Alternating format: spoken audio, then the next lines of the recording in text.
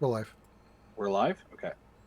All right. 3, 2, 1. Welcome to Nintendo Dads episode 280, recorded on May 14th, 2020.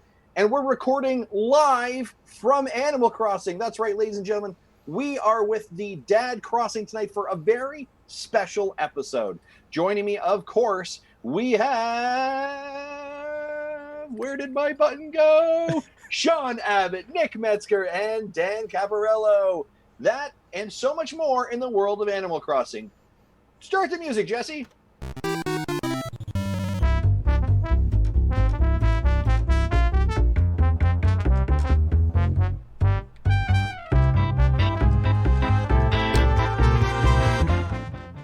Hey, what's up, everybody? It is Marty here from Nintendo Dads, and super excited about the opportunity that we have tonight to be live from this awesome Animal Crossing podcast studio, courtesy of the Dad Crossing podcast, who you're going to get to meet here in just a minute. Hopefully, you're already listening to the show, and so you know them already. But we are excited to get to come and hang out with you tonight and hang out with them there in this... Like the island that I'm on right now makes me sick because it's so awesome. Mine looks like a garbage dump compared to this. And speaking of garbage dump, Justin Masson, you're with us all the way from Canada. How's it going, buddy? I am. Great segue. Thank you. I feel like I'm overdressed to this party, right? Well, you are. I've got a business suit on. I've shaved properly, got a mustache, and I'm looking at somebody who appears to be in a wrestling outfit. Yeah, that's right, baby. That's how you show up to do the shindigs when you're the big time and, single greatest athlete, most recognizable athlete behind Muhammad Ali. Right, exactly. I will say this again before we start off. Kudos to Sean, Nick, and Dan for this incredible studio that they have built. This is unbelievable. I had mentioned, guys, could you do this? And I figured it would be like, sure, here's a backdrop, go away. This is incredible. So thank you guys. This is awesome. We're recording live from within Animal Crossing. We're all hanging out together. I'm pumped. Was go away ever an option? No, it wasn't. Yeah.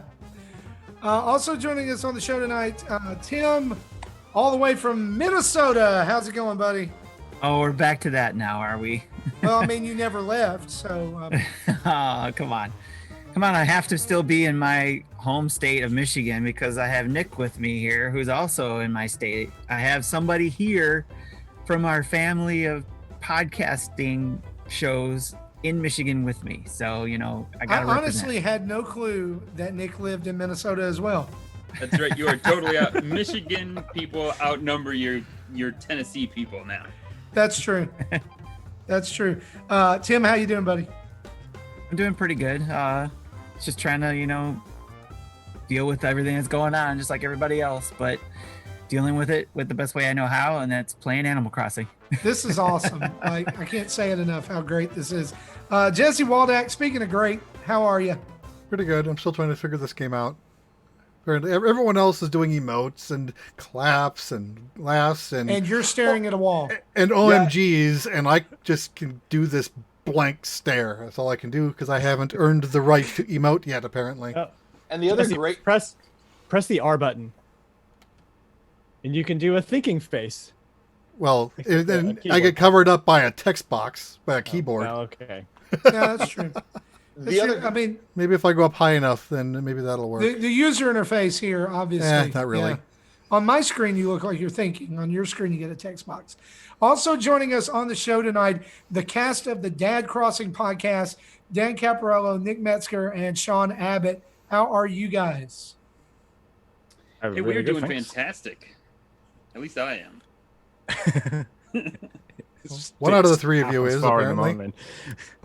We got Sean Abbott at 3 a.m. right now, so I don't know how he's doing. He is the man. That's how he's doing. Yeah. Hey, Sean, I really don't want to alarm you. I know people at home can't see this, but there is a dinosaur right behind you. Be careful. This guy. At least he's friendly. Guys, we've got a lot to get into. This actually has been a little bit of a newsworthy week. But we Or also a want to take some busy time day. during this time to that we're here on the show tonight for you guys to talk about your love of Animal Crossing, promote your show, and hopefully let more people know about the good job that you're doing over on Dad Crossing as well. So if you are okay with it, why don't we dive right into the news?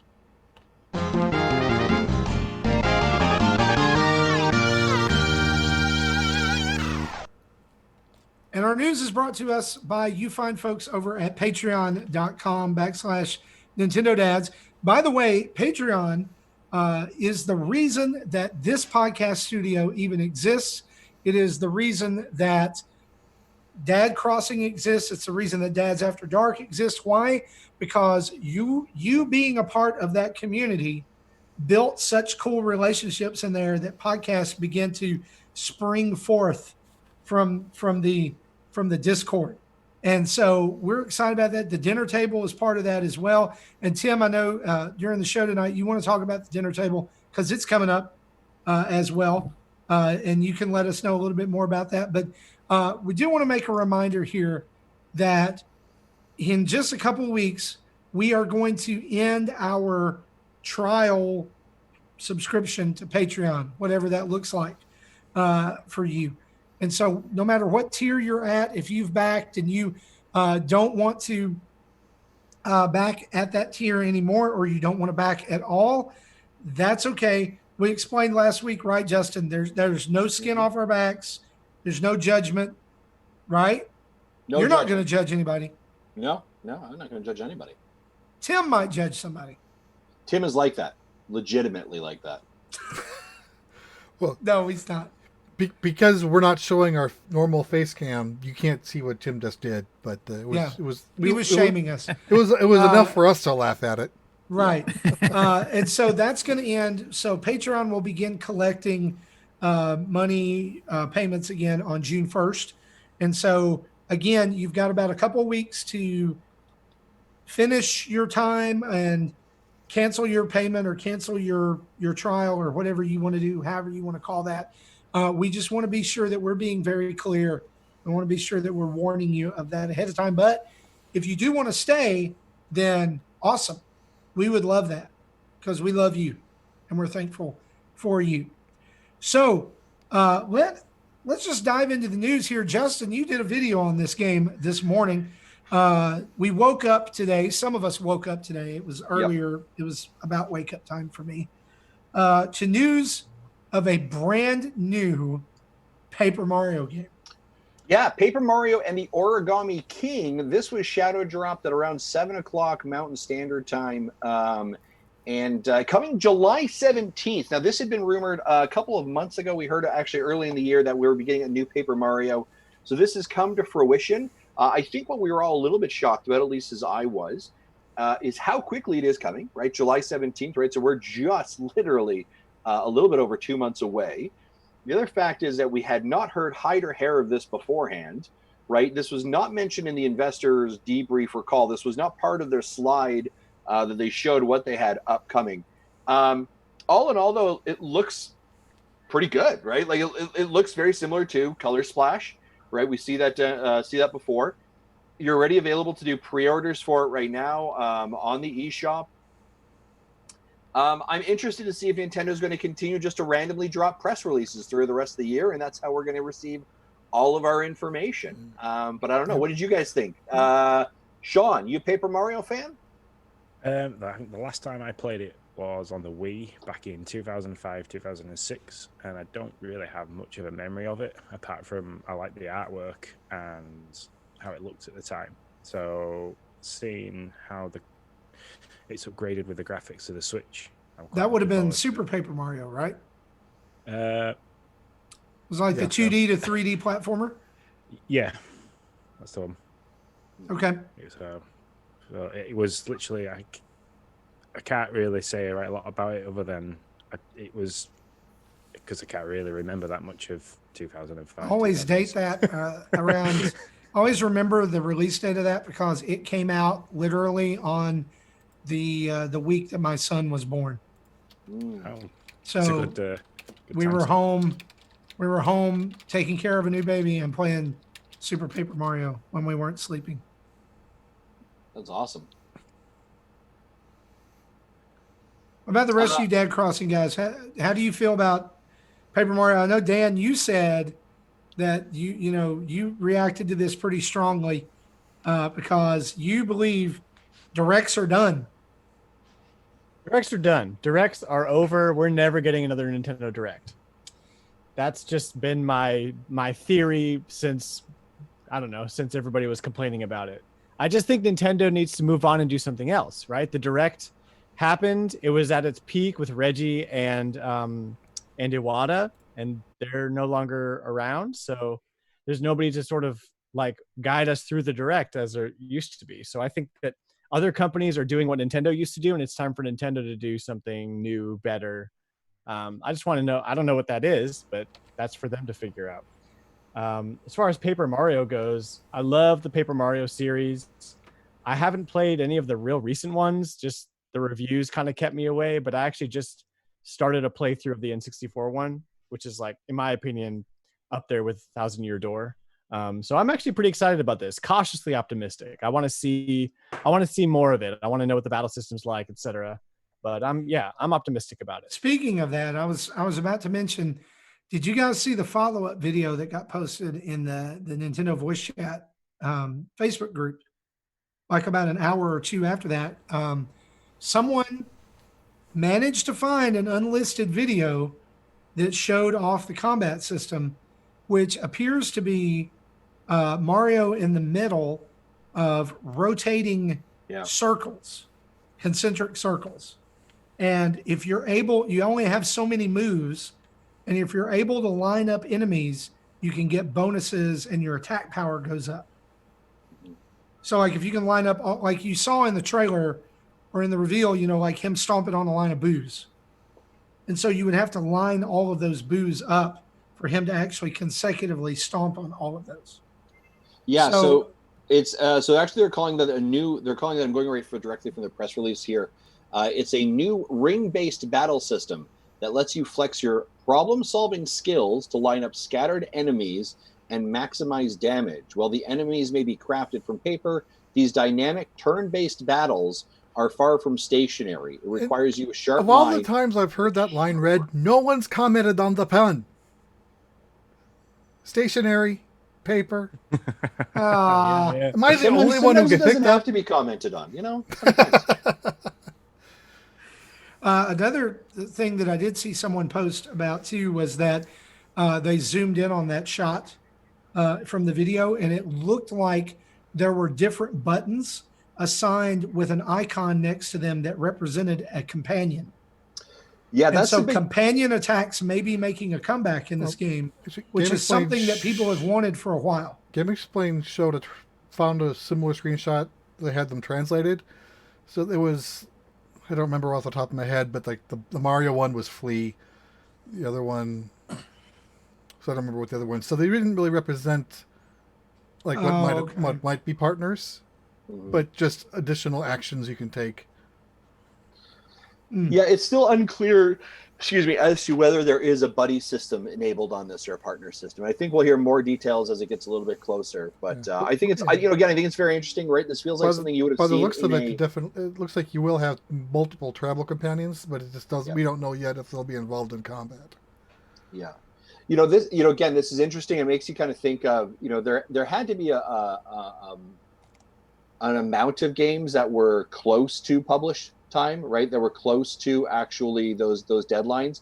So what are the other ones, right? I think any game that we were like, oh, we're going to start development in April or March. Well, those games aren't going to start, right? Because of COVID and the way that Nintendo works. But there had to be games that were close to the finish line, right? That were basically the coding was done. We were just kind of waiting for final QA testing, a little bit of bug fixing, maybe a little bit of just making sure we can, get our agreements on cartridge pressing and all that kind of stuff, right? So there has to be an amount of games that were in development in early Q1, finishing off in that space. So where we're going to see it. So I don't necessarily think we're going to see this depletion from Nintendo in 2019. I think that 2020. I think the depletion that we're going to run into is going to be 2021, 2022, when those games would have kicked off development or were would have got more legs under them potentially in this cycle. So I definitely think Nintendo's got more, and I think this aligns with that celebrating Super Mario 35 years. So it's very interesting. And I you know, would I love to direct for it? Sure, why not, right? But that's not the way they're going to run in this one.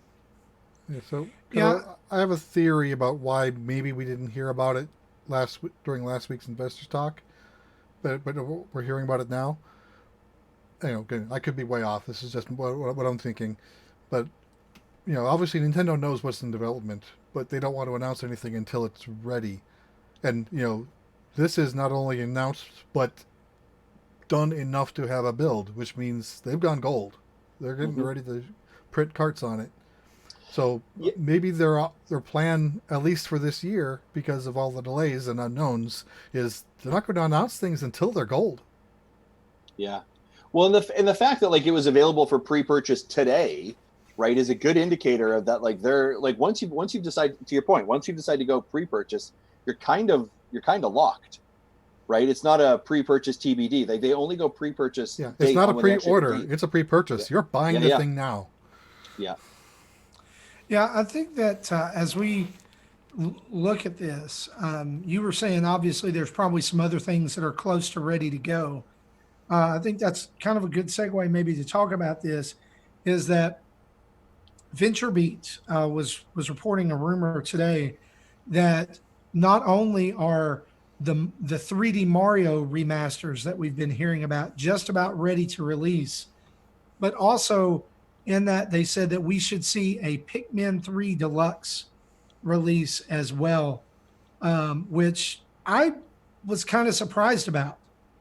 And so is it more likely to assume that the rest of Nintendo's year here is going to be ports because of COVID-19? I don't think that's fair to say. I think they could have had other things in the development cycle that were not ports, right? You got to think, even if you're going to do a port is not like a, hey guys, it's April, we're going to port this game. Cool, it's August, it's done. Yay. Like there's a lot more work that has to go into that, right? It's not a snap of the finger, despite the fact that a lot of work would have been done. Especially a game like Pikmin 3 that had dual screen support that can't on the Switch. They've got to do something else with that. I mean, are we going to see Nintendo being clever in the fact knowing that in 2021 there is going to be that shortage of new games because of the virus that's been going around? Are they going to very cleverly now drop titles that are going to get people's attention? Are they going to slowly release them through the year? If they had them ready and just needed basically the I's and dotting and the T's crossing, are they going to slowly introduce that to try and keep the hype? If you guys remember a few months ago, this rumor of Paper Mario started to circulate, right? And attached to that rumor were two games that I want to make a mention of because I think this is important.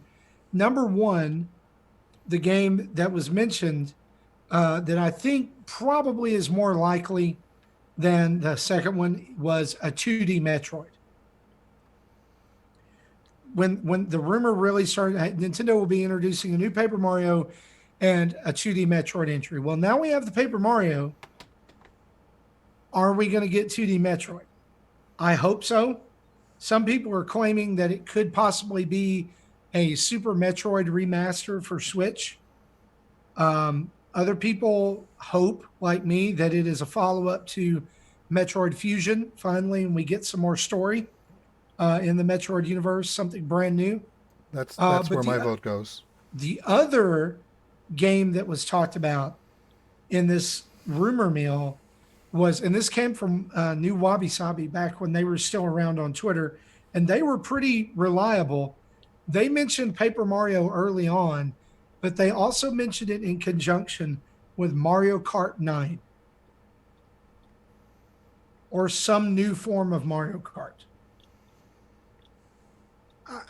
I guess what I'm asking is, and what do you guys think? How likely is it that we see? You know, which one do you lean more toward? I guess you lean more toward Mario Kart or a new Metroid. I'd say a new Metroid. I think Mario Kart's probably one of those back end of the year towards Christmas boost your pre-Christmas sales rather than halfway through the year. I don't see Especially either of Animal those. Crossing doing. Right. You I don't see either of those. Either of those happening. I don't know why they would. Why would they jeopardize their top-selling game right now? Those sales for Mario Kart 8 are not slowing down. Yeah. Why would they make Mario Kart 9 at all? Why don't they wait till Switch 2? And as far as Metroid is concerned, they have a Metroid game in development. Yeah. So unless they're I mean, and they kind of already did the whole like this Metroid game's coming at some point in the future. Here's a Metroid game for you right now, and they gave you Metroid Returns. So, like, yeah, I and you know what, Dan? I think you and I might be spirit animals, right? I definitely kind of agree. You're a penguin too? I'm totally a penguin. Have you seen this body? It waddles. No, absolutely, right? Like Mario Kart 8 is still their number one seller, right? Like, and we're literally talking about a game that was originally released 7 years ago, right? And it's still making them bank, and not by a little bit, but by a really strong percentage. So I don't think they need to. Here's the thing: they don't need to go to that well, right? They could, but they don't need to, right? They're already steering very well with that. I think the other part of it as well, and I agree with kind of Dan of like, now I'd love another Metroid for sure, right? Like, hands up, yeah, for who sure, wouldn't? right? But the other reality of it is that, especially Metroid in the West, does not sell, or Metroid in general does not sell as well as we think it does, right? We're very passionate about it, but the sales numbers do not reflect it. So for them to already say, hey, we've got Metroid. It's not a popular franchise in Japan. Yeah. It's more no, popular in especially the not, Americas. right? So they're like, we've already invested time and energy in Metroid Prime 4, which we haven't seen a return on, right? Like, I don't. My boys here in Austin are working hard on it. I go and check them out every day, and I tell them, y'all better make this game good. Do not make that Canadian come down to you, right? But I mean, I think it's one of those things where it doesn't make sense for them to put all their chips on that, right? You like, on a franchise that is not necessarily always paid dividends for them, it doesn't make sense. I love the idea of an HD collection, right? The Metroid Prime collection. I will buy that idea more than I will, by the way, here's a brand new Metroid 2D game. I would love them both, but I'm not betting on that one. So what does Nintendo? What do you think then Nintendo sinks their teeth into? I mean, they got to have something in the end of this year. So if it's not Metroid, it's not Mario Kart. They got to have some big game. They haven't sold us a Zelda yet this year, I suppose. But they got to have something like that, right? What do you think that is? So I have a theory-ish would be the word I'm going to potentially use there. I think they're going to lean heavily into the year of Mario. And I think it might be either like a Mario Odyssey 2 or Mario Galaxy 3. Ooh, now you're speaking my language. Yeah, I would See, love I a think Galaxy that we're 3. more. I would too, but I think at this point, because of how prevalent Mario Odyssey has been for Nintendo in the last 2 years, I think Odyssey 2 is more likely. Yeah, I really think that they're like, and here's the other thing is and what could be, what should have been, or what we don't know. I originally think, Nick, to go to your question, I think Breath of the Wild 2 was originally that game. And I think that's probably what they were hoping or wanting.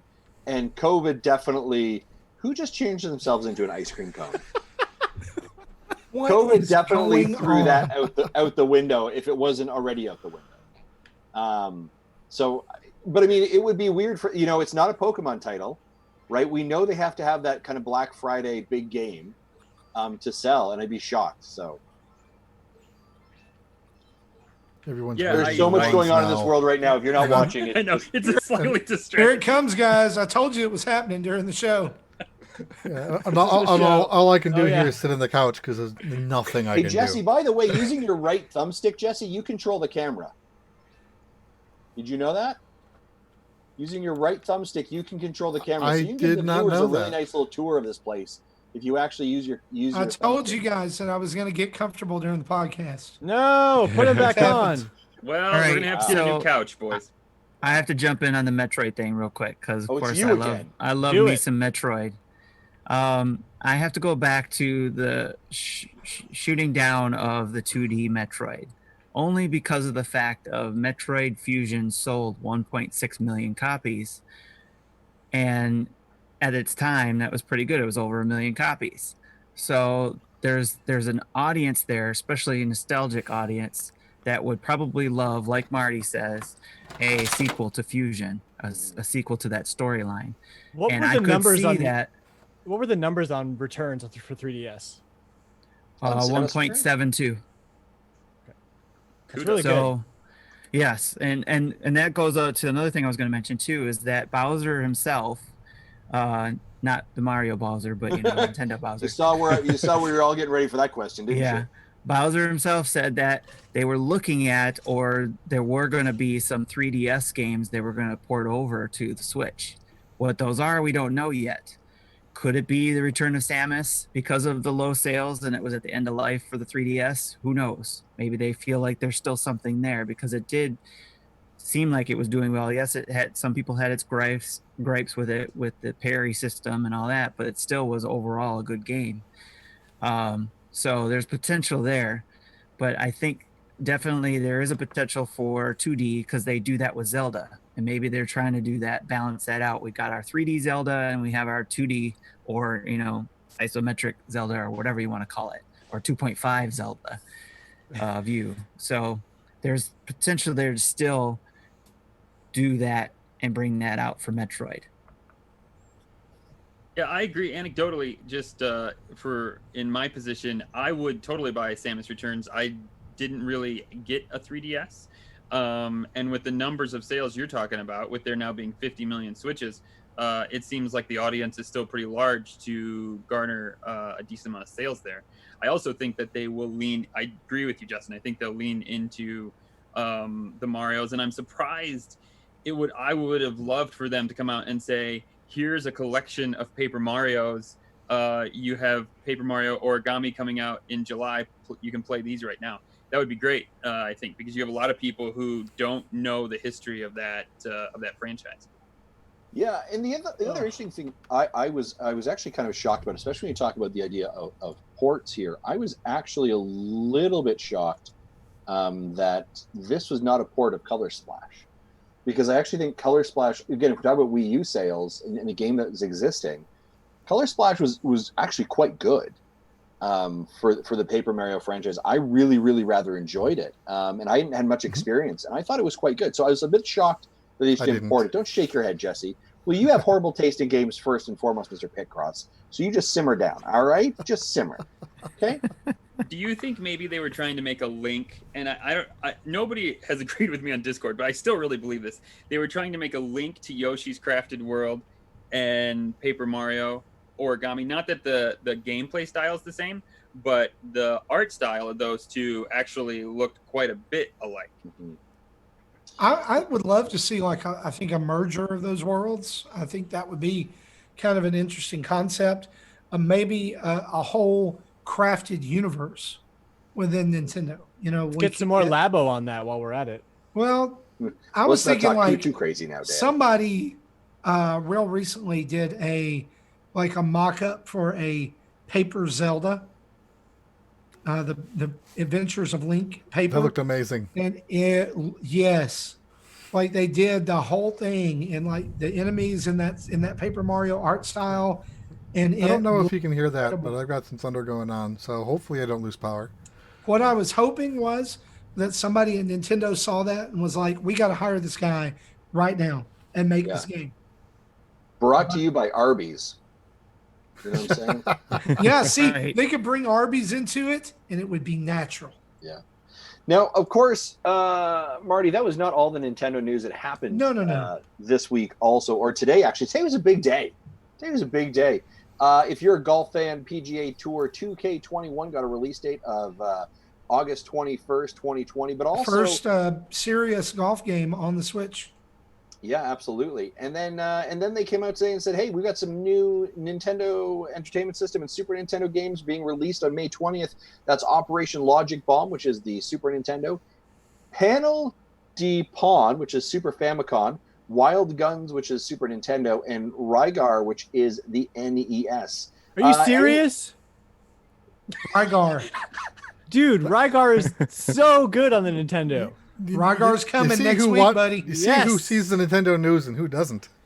Yeah, I don't, So that was actually. going to lead my next question. I was Oh. like, so is anyone excited about I any of am. these? Like, Not Dan. look, here's the deal. Mecha Dragon, who is a wonderful listener of the show and everything, he says that I crack on these updates all the time. I do. love them. I don't know where he's heard that, because I love the fact that they go back and pull out some of these just random games. Do I want certain games? Yes. Did I think it took them too long to bring Super Mario Brothers 2 to it? Yes. Would I love to see Donkey Kong? Yes. It's not going to happen. I'm sorry. Donkey Kong Country is probably not going to happen. Why? I just don't. I honestly don't think it's going to happen. It was on the classic. Why wouldn't they bring it over? There's I get literally I get, no reason. Because if you notice, a lot of those games that have been on the classic, they've not brought over. Some of them They've were either- licensed they've- though, or They've other either companies. been a part of but the ones that like people talk about, like Super Castlevania 4 and stuff like that, they were licensed out to other collections. Now, do I think that there's a possibility of a Donkey Kong Country collection coming later on that may be a remaster? Yes. I'll take that.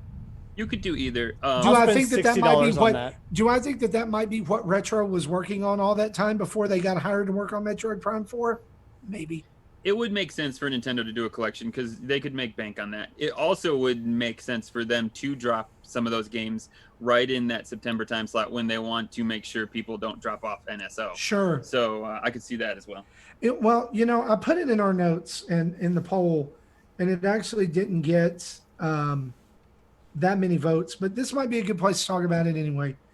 Nintendo has said this week, they made a statement that they're going to continue to add features and mechanics to Nintendo Switch Online to increase the value.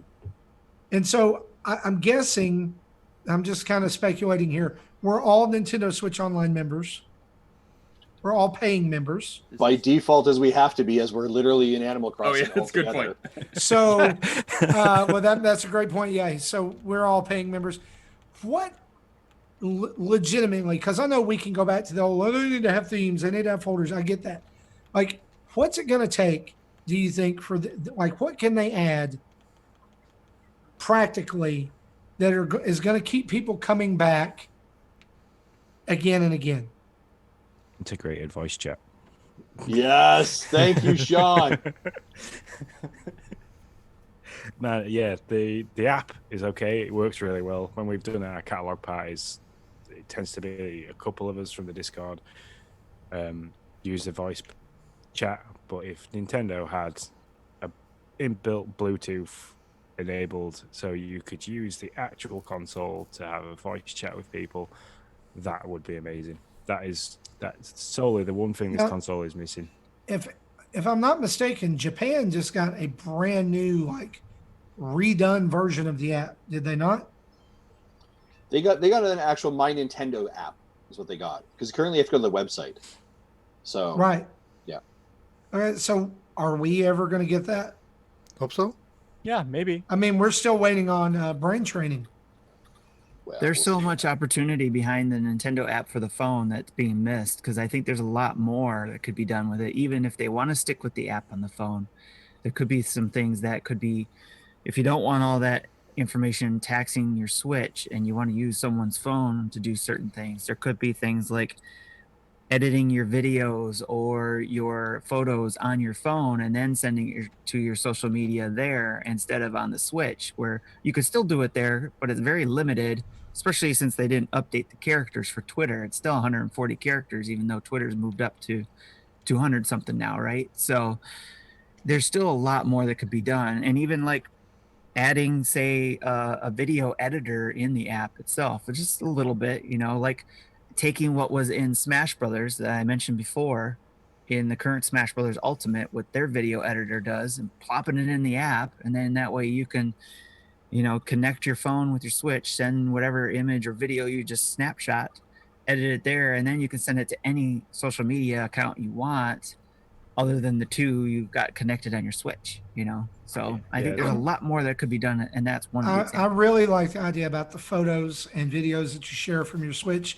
And I was thinking about that earlier today, like what practical feature could they add that would just be a no-brainer.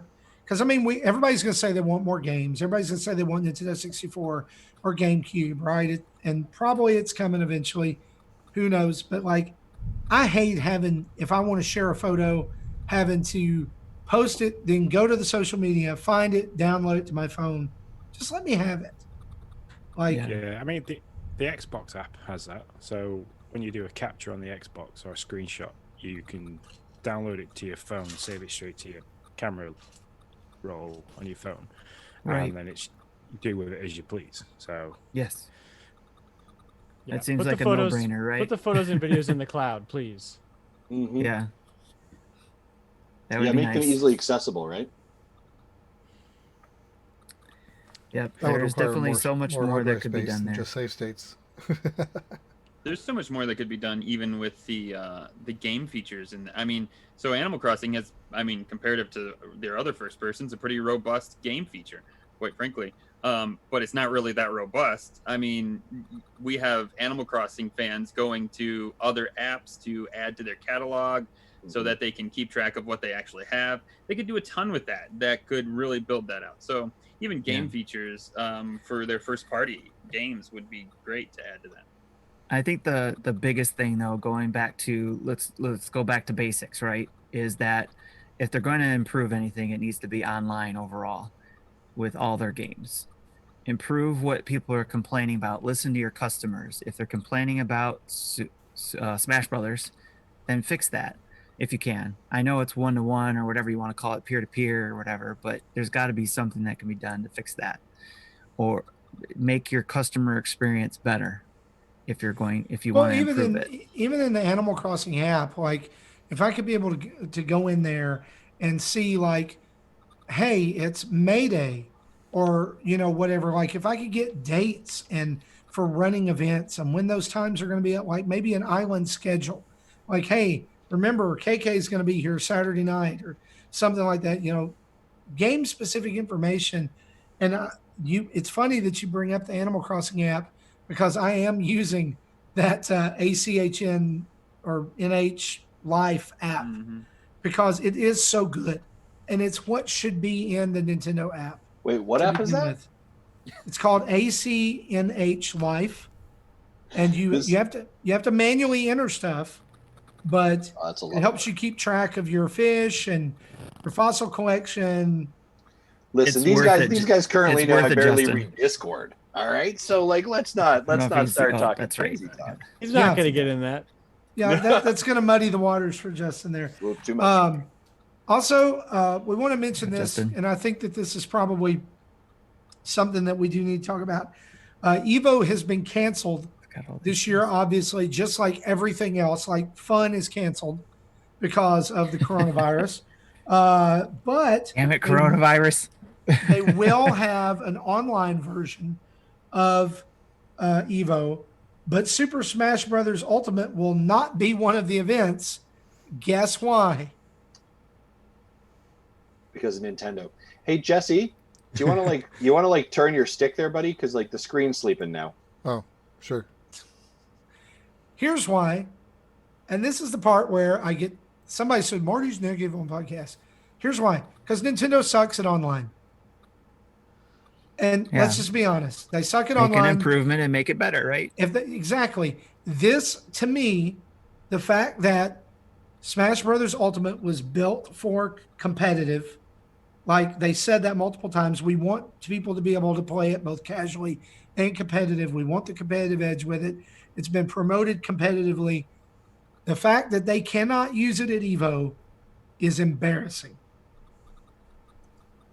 It is. Yeah. Because it's been a huge staple of Evo for a long time. They need to do something about it. They need to fix it. That's what I mean by going back to the basics. Instead of, we have all these grand ideas, great, that's all wonderful, but it's not going to work if we can't get the basic down and working, which Right. is just being online. Exactly. So, guys, that is pretty much our news. Actually, before we move on, I wanted to go back to the NES games stuff. For those who don't know what Panel Upon is, it sounded like Justin didn't. It's Hey, That is a very Is there an True animation for the bus going over Justin there? Well, You know, If you remember, if you know any Puzzle League games, Pokemon Puzzle League on the N64, that's what Panel de Pon is. Oh, okay. I love the paddle of the pawn. panel. Yes. Panel de Pon. All right. It was Sounds a puzzle dirty. game. There you go. Yep. Yep. And the thing is, you'll be able to play it, but you won't be able to read it because it's still all going to be in Japanese. So have fun with because that. the game was that game was never released in North America. Yep. All right. We get the How about some Famicom version. rumors? No rumors, none of this. Why? We have three of the coolest guys here talking about Animal Crossing. None of this Forgot BS. Let's get down to this. Nick's falling asleep over there by his peach tree. I'm watching him. Oh wait, wrong way, sir. Hang on. You Sean falling Abbott's asleep? up at 4 a.m. Doesn't care about Paper Mario. Why would he? Because it's going to be awesome. Right? Well, it is going to be awesome. It's 4 a.m. Like You're supposed to work with no, Justin there. no, Sean. no, that's good. That's good. So Justin's right. These guys run a fantastic Animal Crossing podcast on the Nintendo Dads family of podcasts. Why don't you guys take a minute, talk about Dan Crossing, and tell us, a month, almost 2 months into this, what is keeping you coming back to this game? Oh boy, what is keeping me coming back to Animal Crossing? Well, while I'm doing this podcast, I'm in a room with you guys, and in Animal Crossing, and we can't do anything. We can't interact with anything, but it's just so pretty to look at. It is. Look at this beautiful wallpaper and this Nintendo Switch we have right here, and the tissue. Even the tissue box is pretty. Can we also call it that I'm wearing a Dad Crossing t-shirt? Oh yes. Did you see this? The one I made. Woo. Yes, the customized one by Sean. I'll do my little supermodel walk for you, just to show it off. Well, now I'm just being boxed in. You guys are jerks. No, you're not gonna- Ah! All right, I'll sit down. Fine. Oh, you two have blended. Ah, Yeah, let's not kill the internet. Let's not kill the internet. But anyway, I was just saying that. I mean, it is first and foremost a social game. If I wasn't in a group of like a bunch of other dads in Discord who are all playing this game and telling me turnip prices and here's an item that I found, does anybody need this DIY? You know, does anybody have this? Then I might have dropped off a bit about a month in. But no, I have Nick and Sean keeping me accountable, keeping me coming back every 2 weeks to talk about it. I have the Discord blowing me up. You know, I have real life friends that are like, what is this Animal Crossing thing everybody's talking about? And I get to talk to them about it for an hour, whether they want to hear it or not. So it's just, it is an island. It is my own personal getaway in a world where fun has been canceled. That's what it is. Yeah, Dan's right. So I'd be here no matter what, but I probably wouldn't be 300 hours in if it wasn't for COVID. 300 hours. Listen, there's no reason to judge like that, Justin. I'm not judging. I'm like, heard it in your wow. voice. That was laughter, but wow. No, so my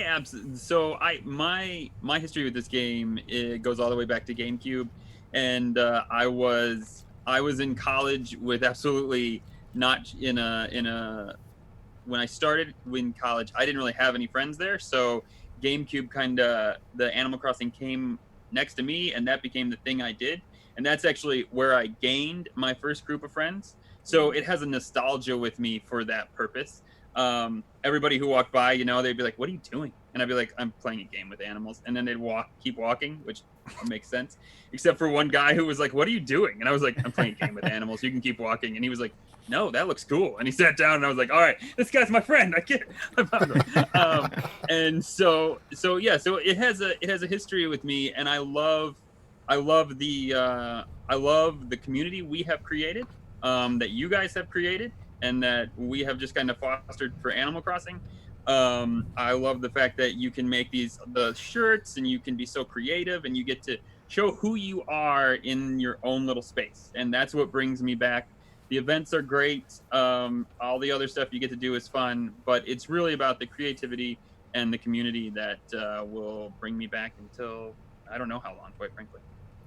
That's awesome. Sean, what about you? Because Sean, this is your first time cracking into it, right? Yeah, yeah, dabbled in New Leaf a little bit, but this is, yeah, I'm at the 200 plus hour mark now, so a little bit behind Nick, but I put plenty of time into it. It isn't a game that 10 years ago I'd have played, because 10 years ago I was heavy into Call of Duty and online PvP type stuff, but this has been it's an amazing distraction with everything that's going on in the world. This has been an amazing distraction, so much so that I have bought a second Switch. I got a Switch Lite for my wife, so she can play it too. But yeah, it's the community. If we didn't have the backing from you guys for such an amazing community where we've managed to build not only a fan base but people that like we talk to on a regular basis. Like I talk to Jason daily, which is Frosticles in the Discord. I speak to him almost daily about items or turnip prices or just like jumping in and out of each other's islands.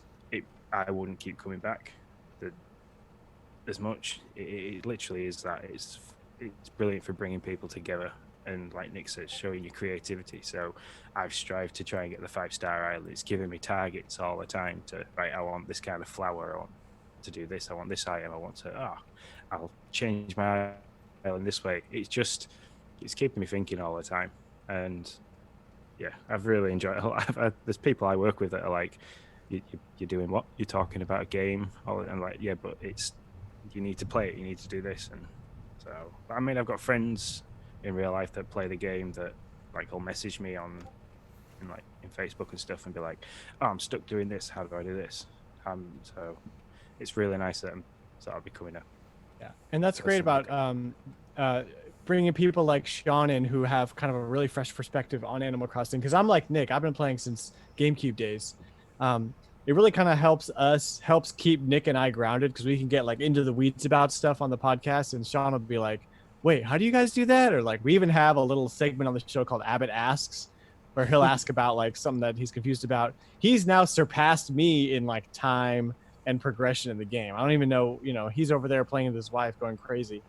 But on the show, we talk about, we got some of the best tips and tricks. We'll have guests on every once in a while. We had Bobby on early on. He's definitely coming back because he's a cool guest to have. We talk about like our own islands and what we're building and how we're building it. We'll give you some of the news that's coming up on Animal Crossing and give us our perspective on it. So it's just great to listen to, and hope that anybody who is listening to this one will pop on over and check us out. Sure. Yeah, and I want to say this about this, and I know, Sean, you said a couple moments ago of like, how this kind of kicked off. I want to be very clear with this as well. I think either Nick or Dan or Sean or one of you basically said to us, "Hey, we'd like to do an Animal Crossing podcast," and okay, it was do Nick. it. Yeah, it was Nick, right? And it was just like, do it, right? So I want to be very clear on this. This growth, this community that you guys have built around Animal Crossing, it's not because of us. It is because of the three of you and the passion that you guys have for this. And I'm going to be very legitimate, right? You guys are the ones that sucked me into this game, right? Listening to the pre-shows, but like the episodes before Animal Crossing dropped, Dan, like your like hype level of like, Nick and Dan, your hype level of like 12, and Sean, you being like, okay, cool, I guess, right? Like, and it just like, I was like, yeah. And so there was something there that I wasn't seeing, but it was your personalities, your community, your passion for it that has grown Animal Crossing within the dads community, right? And then in your guys' stuff. So just like kudos to you guys, because you just grabbed this and ran with it and did an amazing job. And like, man, I don't know.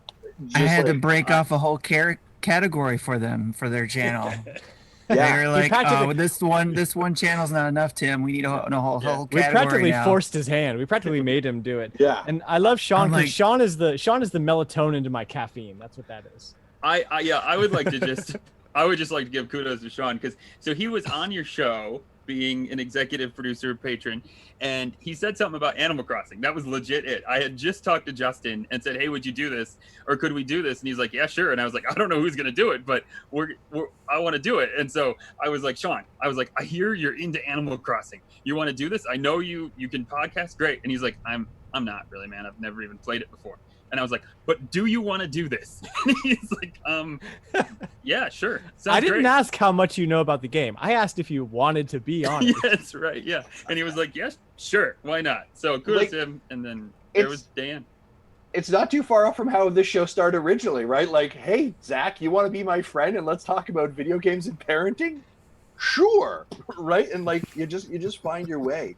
But man, like every time I jump into your guys' the chat and just the community stuff, and I know that like if I'm trying to find an Animal Crossing question, like you guys have got me covered. And man, I'm just so appreciative of it.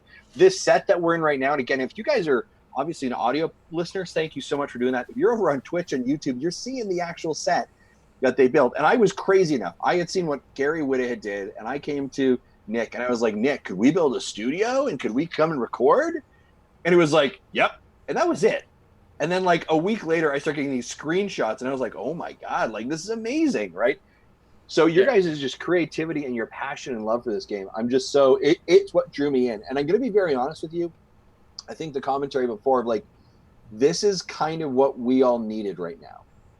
Right, in the time that we were, the place that we were, I think the joke is, did Nintendo release COVID for Animal Crossing, right?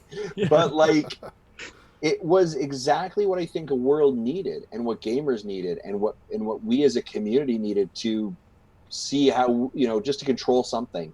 And you guys were shepherds along that kind of journey, so thank you for that. I want to ask you guys this kind of question as well. Nick, you're saying, hey, I'm into 300 hours. Sean, you're into 2. Dan, what are you into? How many hours? Yeah. I'm gonna tell you right now, 115.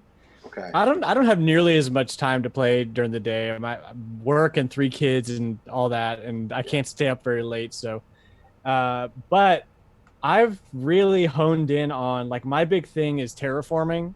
Okay. And paths. So I've been really focusing on that, and I made I've just been working on that. So that's been my big thing. I'm not in like big turnip game, so it's kind of cool because we all have different perspectives.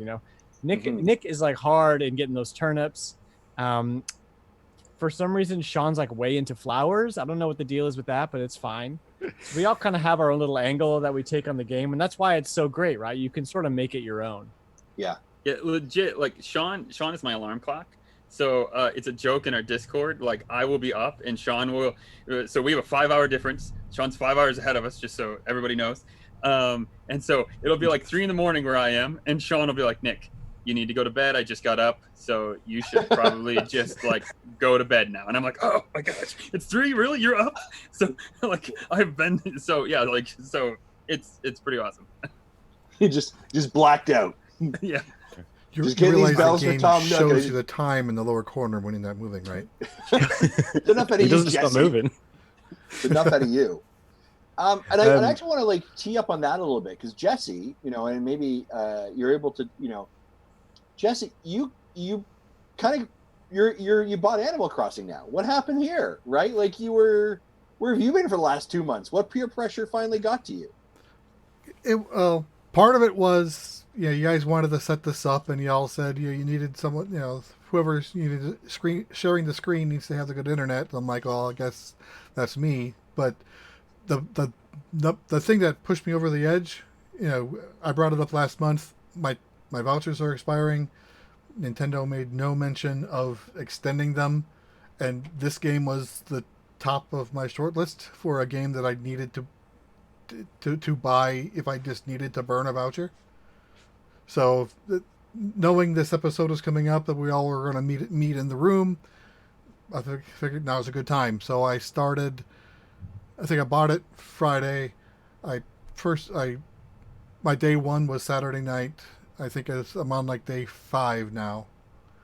So I'm at the point where I'm gathering materials and building items for the first 3 houses. Nice.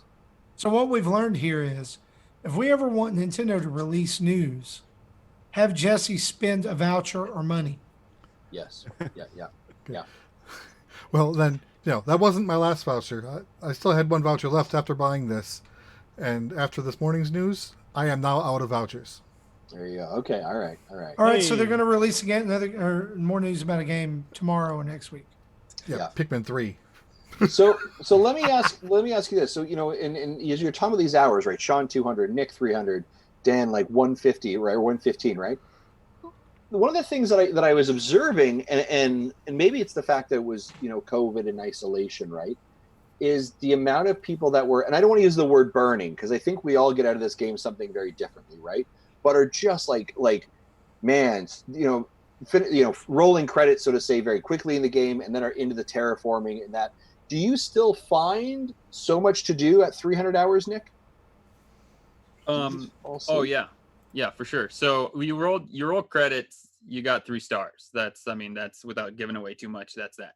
But then that also opens up terraforming, and you have no ability to really like change your island. I mean, you can do some stuff, but not a lot.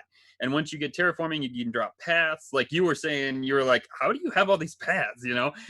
That all opens up once you roll credits. And then you can hunt for the 5 stars. Nintendo has done a great job of always keeping there's still stuff that I haven't done. I haven't unlocked all the flowers. I don't have everything yet. I don't have all the gold tools yet. And there's always an event to come back for. Anybody listening, in 4 days, Museum Day, which is going to be like a stamp collecting thing that starts, I believe, on 3 days now, at least Eastern time, on the 18th. So there's always an event to be looking out for that'll be coming out soon. So yeah, there's still stuff. I mean, surely I will start to kind of what people who play Animal Crossing a lot call their dailies. I will start to kind of pare down to a daily list of tasks that I want to come in and do that I enjoy. And then I'll start spending less time, and I will get, stuff done that Justin asks me to do, and I won't continually put it off. So that'll be helpful for, all things. But no, there's still a ton of stuff do. to do. my Discord messages may be, seriously, you need to stop playing this game so you can do the other work I've asked you to do, please, Nick. I need a review. Come on now, my friend. That's fantastic. So, Dan, how is it going for you? Let me ask you this, maybe, actually. We talked a little bit in the pre-show. Patreon's got a little bit of that. There's a love for the game, obviously, right? You're passionate about it, but it's not perfect, right? There are some flaws. Dan, congratulations. I've given you the power to make 3 changes to Animal Crossing effective tomorrow. What are the 3 changes you're making? Okay, so the first one's very vague on purpose. Just better online. Okay, what do you mean by that? I don't want to have to watch a 2-minute cutscene of somebody flying into my island when they come visit. Amen. I don't want to keep dropping out of Nick's island every time I try to get on. I just want better online. That would be like, just give me one wish, just one. I don't need 3. Just give me one. Better online. Done. I will take the other 2 though. The other 2 are, I want to be able to purchase multiples of items. Mm-hmm. I want to be able to say, yeah, I would like to buy 20 customization kits and not 5 at a time. And also I would like to be able to batch craft. I want to be able to say, I need what's something I would need multiples of? Yeah, a bait. Sure. Bait. Yeah, bait. I need 100 bait, and I have everything I need for it. Let me choose to craft 100 bait in 1 second instead of making a machine out of Legos that taps A repeatedly for me. That's something that somebody did, saw the video of it. It's ridiculous, and it needs to stop. Those are my 3. Why do you think that they made that decision to not allow batch crafting? Oh, yeah, I think they're like artificially causing bait to be rarer because it is very, very useful. It's downright cheating to use bait to catch fish you need. And you don't always get the fish you want. So it's kind of like they already put safeguards in place. So I don't know why they did that. That's the only reason I can think of, is because they don't want, like, they kind of want to limit you. They want to slow you down. There is a lot that they do in this game to slow you down. I mean, there are events and things in this game that you literally cannot do unless you time travel. Mm-hmm. So let's maybe sit in that pocket, Dan. Are you a time traveling master? Heck no, dude. I'm a purist. Okay. I ain't no dang time traveler. All right. I'm not going no 88 miles an hour, no dang DeLorean. What do you take me for? Nice reference. I like that as well. I thought about time traveling once. I was thinking about setting my clock back a day before I started, to have my day one a day early, go through my day one stuff, then set it to now, launch day 2. So I just had one extra day out of it. But I started so late on Saturday there wasn't time, so I just said, I'll just do it au naturel. Yeah. I love Tim's story of all his turnips expiring because he accidentally time traveled. So sad. It made me laugh. I was like, that's hilarious. Oh, dude, the Discord was the fun. I mean, it wasn't funny. I'm sorry, Tim. That's not fair. But I mean, he when he didn't realize what had happened, he was on Discord like, Nintendo, you fixed this problem. My turnips are gone. And I'm like, wait, what? I was like, how did your turn? I was like, I've not heard anybody talk about this. Explain to me. And so, yeah. So it was good. Absolutely. Yep, Sean, lesson learned. Don't mess with the time settings in your Switch, whether you think you're time traveling or whether you're just playing with settings in your Switch. Don't do it when you got turnips, especially. Yeah. It's ain't the worth age-old thing from any time traveling show. The time-space continuum is a very fragile thing. Don't mess with it. It's got ripple effects. Doctor It's gonna Who. happen. You know what else is there? Time Bandits. Nothing is ever done well when time travel has occurred. Right? Like it's always What's that weird rom-com? What was it called? There was a weird rom-com and he would glitch in and out of time. Quantum Leap? No, that's not a rom-com. Give me a break. Wow. Little sass on that one. That is Jeez. well, I knew it was a dumb question too. Well, but this is not movie dads. Let's move on. That's a different podcast. Sean, let me ask you this. What are you hoping for from the next obviously there's some batch updates and some things that Dan talked about. What's the next kind of like theme or event that you want to see happen? Obviously we've got, Stamp Day, as Nick mentioned, right? We've had May Day, we've got Wedding Month coming up here.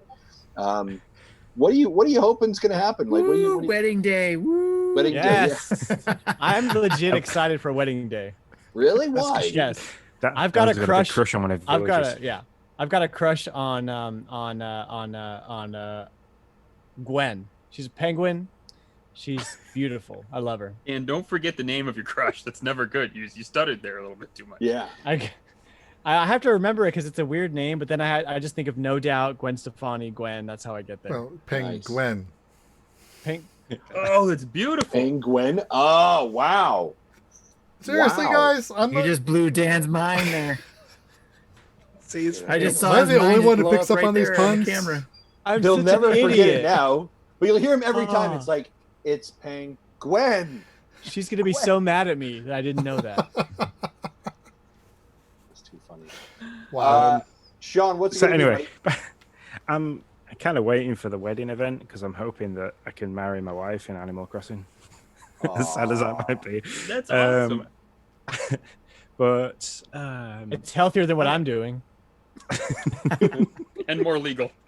My wife's probably gonna run away from me. Not a second time. Yeah.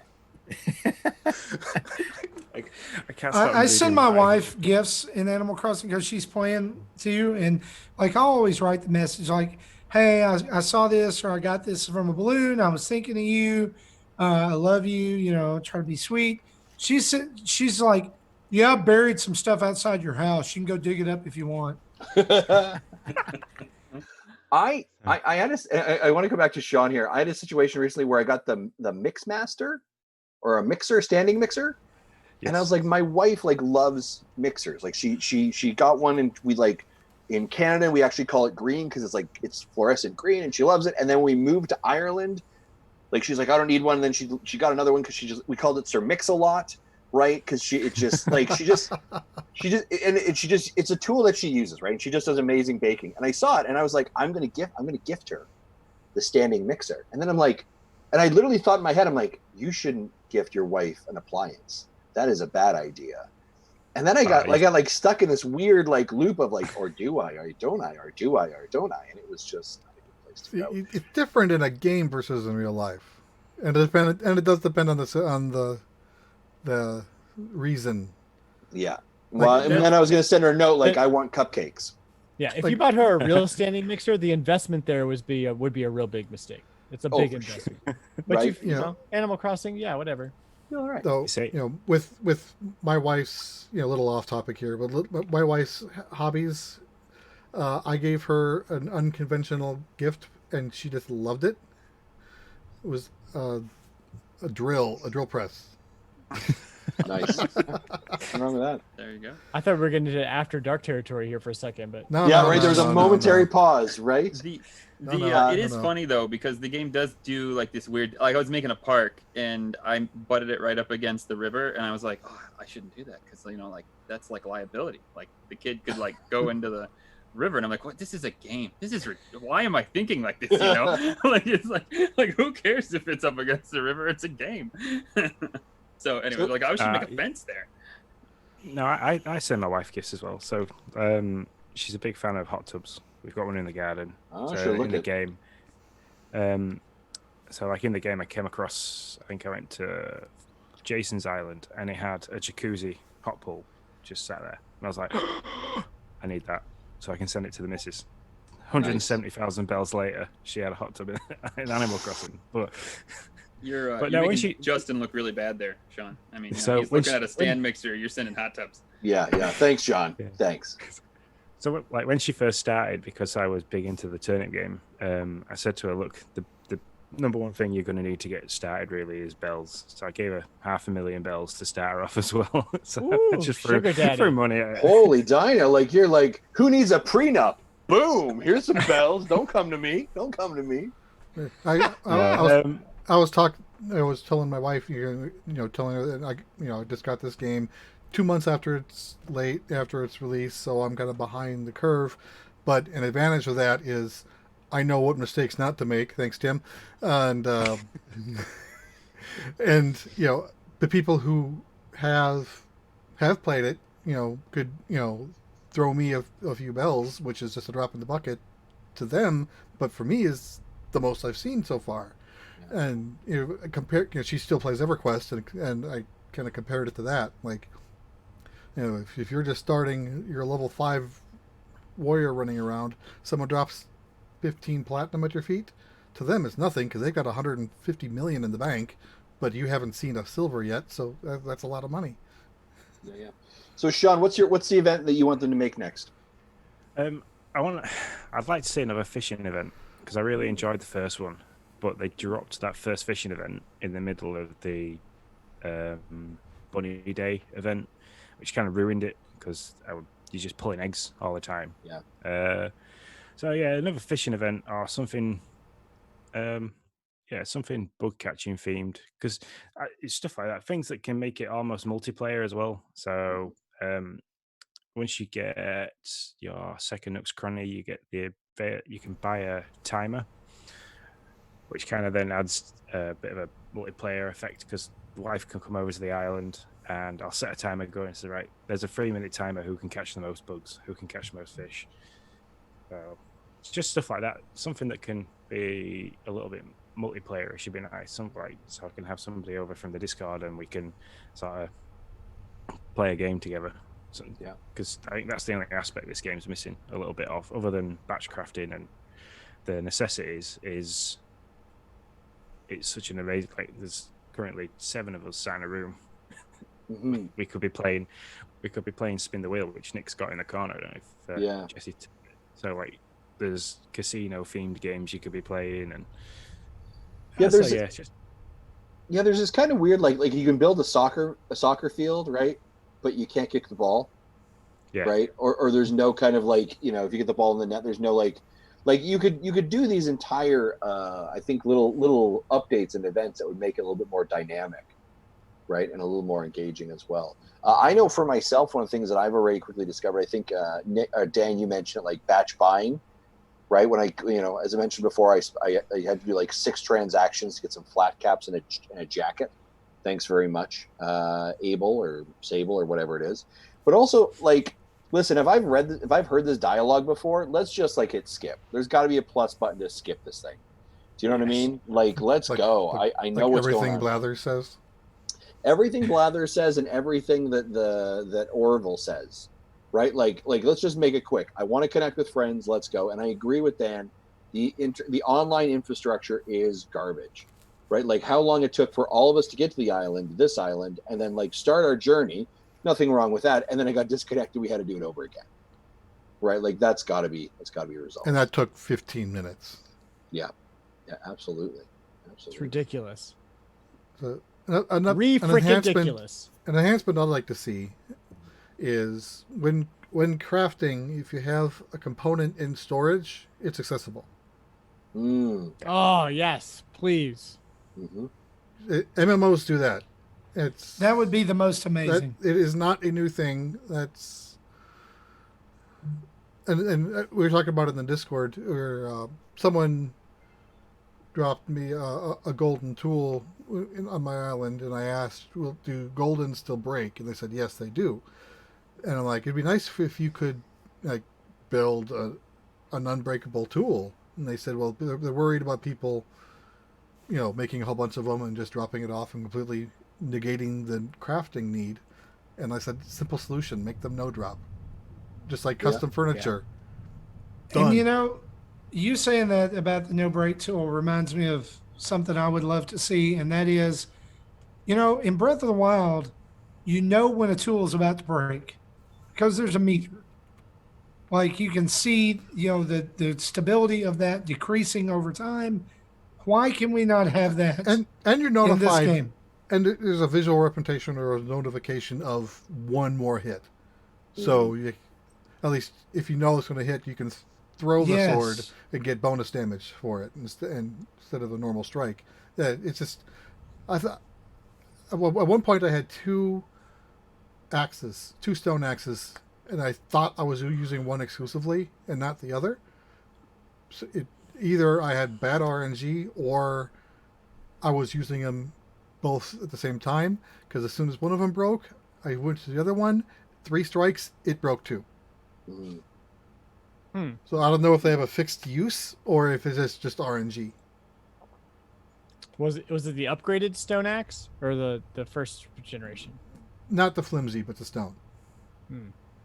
That's one thing I would like to see. I would like to see everything you guys are talking about.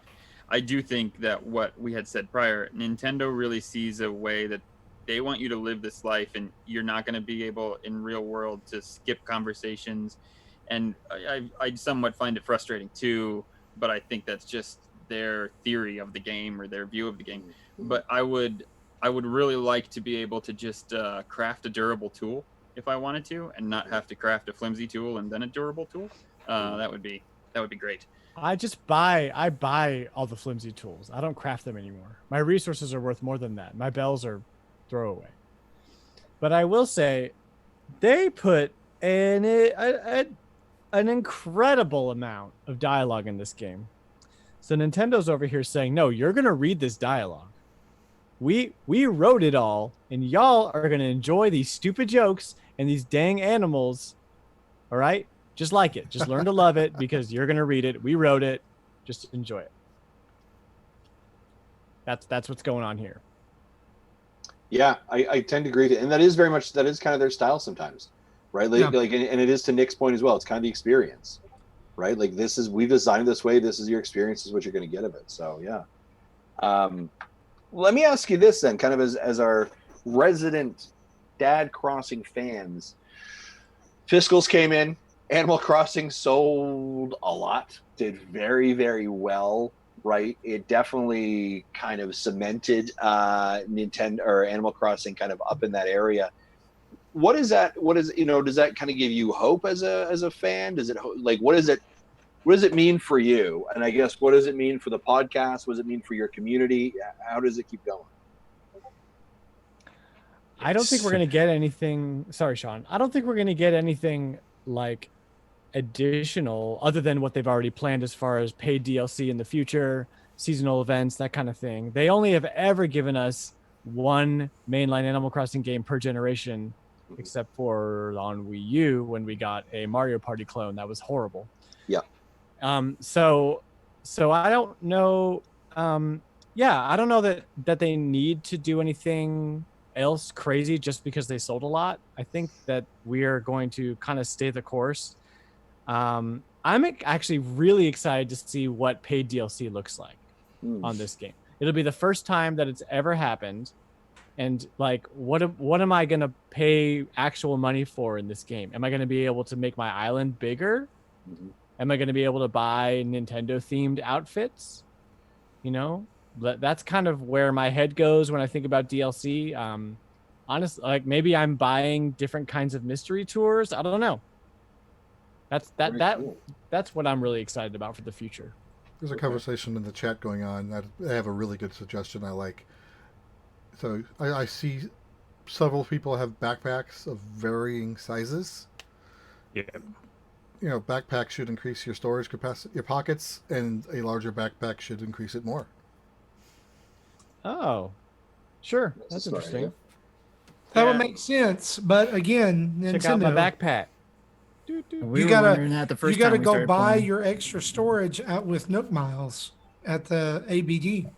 Yeah, but that sounds great. But if you really like that messenger bag and that's the small bag, then to wear the messenger bag, you lose storage space, and you would also have a whole bunch of community members just totally revolt against that because they like their specific look, and if they had a decreased storage to get that look, they wouldn't be fans. You, Well, you know, again, one, one there's thing, a similar solution that MMOs do for that as well. You can have the functionality of a specific item you have, but the look of a different one. one thing I would like to see too, without getting too into the weeds on this, is the terraforming is tedious. Yep. And I would really love to see, like, if I want to get point A and hold down the A button and drag to point B, when I'm done and I let go of the A button, my character just follows that path I drew and terraforms everything that way. It'd be great for making paths. It'd be great for, doing rivers and things like that. Take that room editor outside. That would be great. Yes. Yeah, that's what I Yes. was Yeah. thinking. Mhm. There was a video that was out last week. I forget who made it, but it was in the format of a fake Nintendo Direct that lists a whole bunch of quality of life improvements to the game. And I think every single item we've mentioned, including what Marty just said, was mentioned in that video. Nice. So My word about how much we're selling, or how much it's sold. I guess my only concern about that is, and I brought this up on the podcast, is that if Nintendo gets to a point to where they do like cash, we know that, they could find it worth their while to bring back Amiibo Festival on the Ooh. Switch. Mhm. And I obviously don't want that. I know Dan thinks that's not They going need to happen. to listen. If they're and I gonna hope listen, that doesn't if they're gonna happen, bring back but Amiibo if- Festival, they need to balance the game so that it's not like everybody's not the same character all the time, and they need to make it fun. Put some mini games or something that people actually want to do. Just No, What I I- totally. I don't think they need to have it at all. I'm just saying that's my worry. If Nintendo likes money, that's said on our podcast in years a ton, and with that user base now, making a game like Amiibo Festival for people who don't really know what it is, there would be money to be made there, I'm sure. So I hope they don't do it. I hope they have. I hope this has elevated the franchise enough to make them take more care of it like they do with Mario and Zelda. But that would be my one concern about the amount of units that is sold. what if you were talking about possible future paid DLC? What if an Amiibo Festival like game was part of just paid DLC to this game? Because first, who will buy that game and not have the main game? Probably no one. And second, it'll save resources because they can just reuse the same assets. They don't have to have a separate copy of the assets in a different file. I'd have no problem with that, going back to what Dan said then, though, as long And as third, it was it's optional. better. If you don't want it, you don't have to buy it. Yeah. Yeah, exactly. I think that's great. That would also take care of something we were talking about. 7 of us in a room, not a whole lot to do, right? It's great that we're all here. It's fun, but if we're not podcasting, there's not a whole lot for us to do, and that could help that out. As long as, yeah, they definitely need to make it a better quality game than what Amiibo Festival was. But I actually really like that idea, as long as they took care in the game. I like that. I mean, they pretty much incorporated what Happy Home Designer gave us, which is like a very robust interior decorating system, Mhm. and they just patched it right in. I mean, it's very similar to what you get in Happy Home Designer. So So I'll pay for some mini games. Yeah, I will plop down some real life money for some Animal Crossing mini games, and my friends can play with me. Yeah, for me, the amount of figures that is sold just takes it away from it being a niche game that only a select amount of people would like to play. It's kind of gone a bit more mainstream, which for me means that Nintendo needs to take care of it more. Didn't it already outsell every other Animal Crossing game? In Yeah. In 6 Japan, weeks. it was reported this week that Animal Crossing is now the number one selling Nintendo Switch of all time in that country. Ha! Wow. Nice. But yeah, in So it's, in 6 weeks, Animal Crossing worldwide sold more than any other Animal Crossing in their lifetimes. so So- hopefully they'll take care of it and listen to the community and what people are wanting from the game. So they'll make the changes. Yeah, we'll that never know way the. rather than- Sorry, Sean. We'll never No, know sorry, the I've- exact number, but I hear a lot on Twitter and on other podcasts that I listen to of people saying, "Well, the only reason it's doing this is because of COVID. It wouldn't have done this if it wasn't for COVID." And I disagree with that. Like, it would not have sold what it sold. So I want to make that clear. I understand that, but the Animal Crossing on the Switch was primed to do very, very well. The install base much of the install base hadn't seen Animal Crossing because there wasn't a mainline game on the Wii U, and that the number would have been up. I know Dan and I go back and forth on whether it's half or a little bit more than half or where it would fall. I think you would have seen probably 75% of the sales that you currently Yeah. got if it I think wasn't. they would have gotten the 11 million in its lifetime. Yeah. Not the first 6 weeks if it wasn't for COVID. Oh, I think you would have passed 11 million even without COVID. I think you would have, but you would So- not have sold how it sold for sure. I'm gonna throw this out here, and it's a bit of a prediction, but I think that barring some crazy Switch shortage thing that continues to happen, that Nintendo is going to do a Nintendo Switch Lite bundle with this game for Black Friday. Yeah, give us a themed Switch Lite. They're going to do the theme Switch Lite Yes. with Animal Crossing because it's done such huge numbers. They need to push it, and they need to push the light for Christmas. And that'll This push is what's going to do it. the game numbers up as well because those bundled counts count. Yeah. Which is why Wii Sports is the number one selling game with 85 million because other than Japan, it came free with every we sold. Yeah, I really believe it. I think that sooner than later, it may not be Black Friday, but let's just say sooner than later, we're going to see an Animal Crossing themed Switch Lite with this game as a bundle. I agree with you only because as a man who has bought 2 copies of Animal Crossing and the Animal Crossing Switch itself, I would plunk down more money and buy a Switch Lite Animal Crossing theme. Sure, you would. You would. Yep. And speaking of the Animal Crossing Switch, my D-brand not Animal Crossing conversion kit is arriving on Saturday. Nice. As someone who has no use for a Switch Lite, probably wouldn't even use it because I play my Switch docked all the time. I would buy it. I would buy one. See, They would get there me. you go. If they made it look like that, the new 3DS that they released a few years ago with it was white colored with the symbols, it was very subtle Animal Crossing theme. I think it would go over really well. Guys, how about we do this? Let's remind you of a couple of quick things. Speaking of Animal Crossing, the 13th Maximus Cup begins today. It's actually begins at 2:59 a.m. 3 a.m. Eastern today, and it runs until 2:59 a.m. Tuesday morning. And guess what?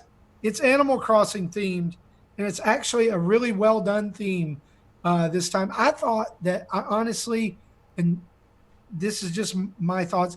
I thought the Ring Fit theme was kind of annoying. Just the sound effects and the way they used them, I didn't. Yeah, I wasn't too like. happy with that one. But this one looks really good by the early footage. I'm really excited for it. And so be hopping into Tetris 99 this weekend to get that theme. And also this week, just a passing thing here, I wanted to mention the Unreal 5 engine was revealed. And it was said at one point that it would be able to be used for Nintendo Switch.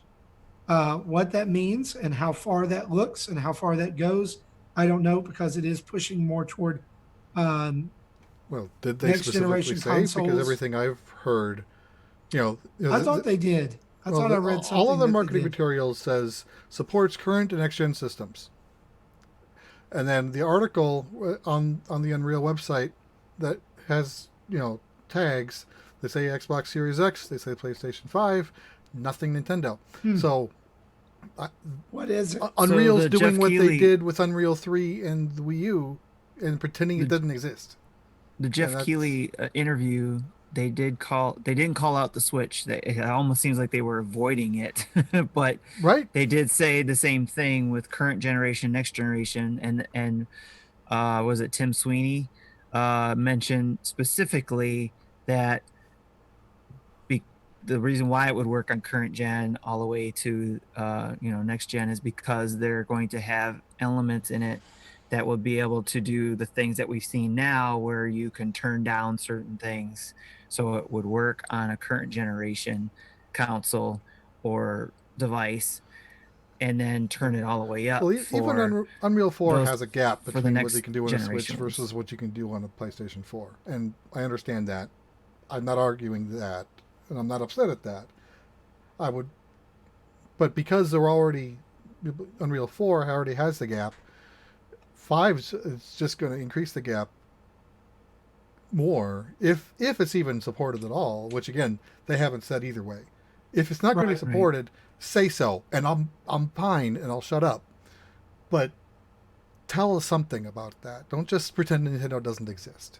Right. Yeah, because they were it might be- specifically it might calling be- out Sony and Microsoft and all that stuff, but there was never a mention Nintendo. It's like almost they were afraid to say Nintendo. I think it's in development. I think that it's something they're going to patch in. They patched in Unreal 4. So, that's why they can't say anything, because it's like, well, we can't say no, but we also can't confirm anything, so just leave it out for now. Right. That I can understand. It's we have nothing to say, so we're not saying anything. But still, it's frustrating. Though I They think can't ignore Nintendo. It's a 50 million selling console. Right. And something I saw I think it was on the Megadad's Twitter yesterday. No, it was this morning, because Unreal 5 was released showing this demo that has a trillion polygons animated smoothly. And then Nintendo this morning has a video. The first thing you see is a low poly origami Peach. I'm like, Nintendo's response to Unreal. Yeah, I saw that too. It was pretty funny. So I was amused by that. Good stuff. Well, guys, let's talk about what we've been playing, shall we? Sure.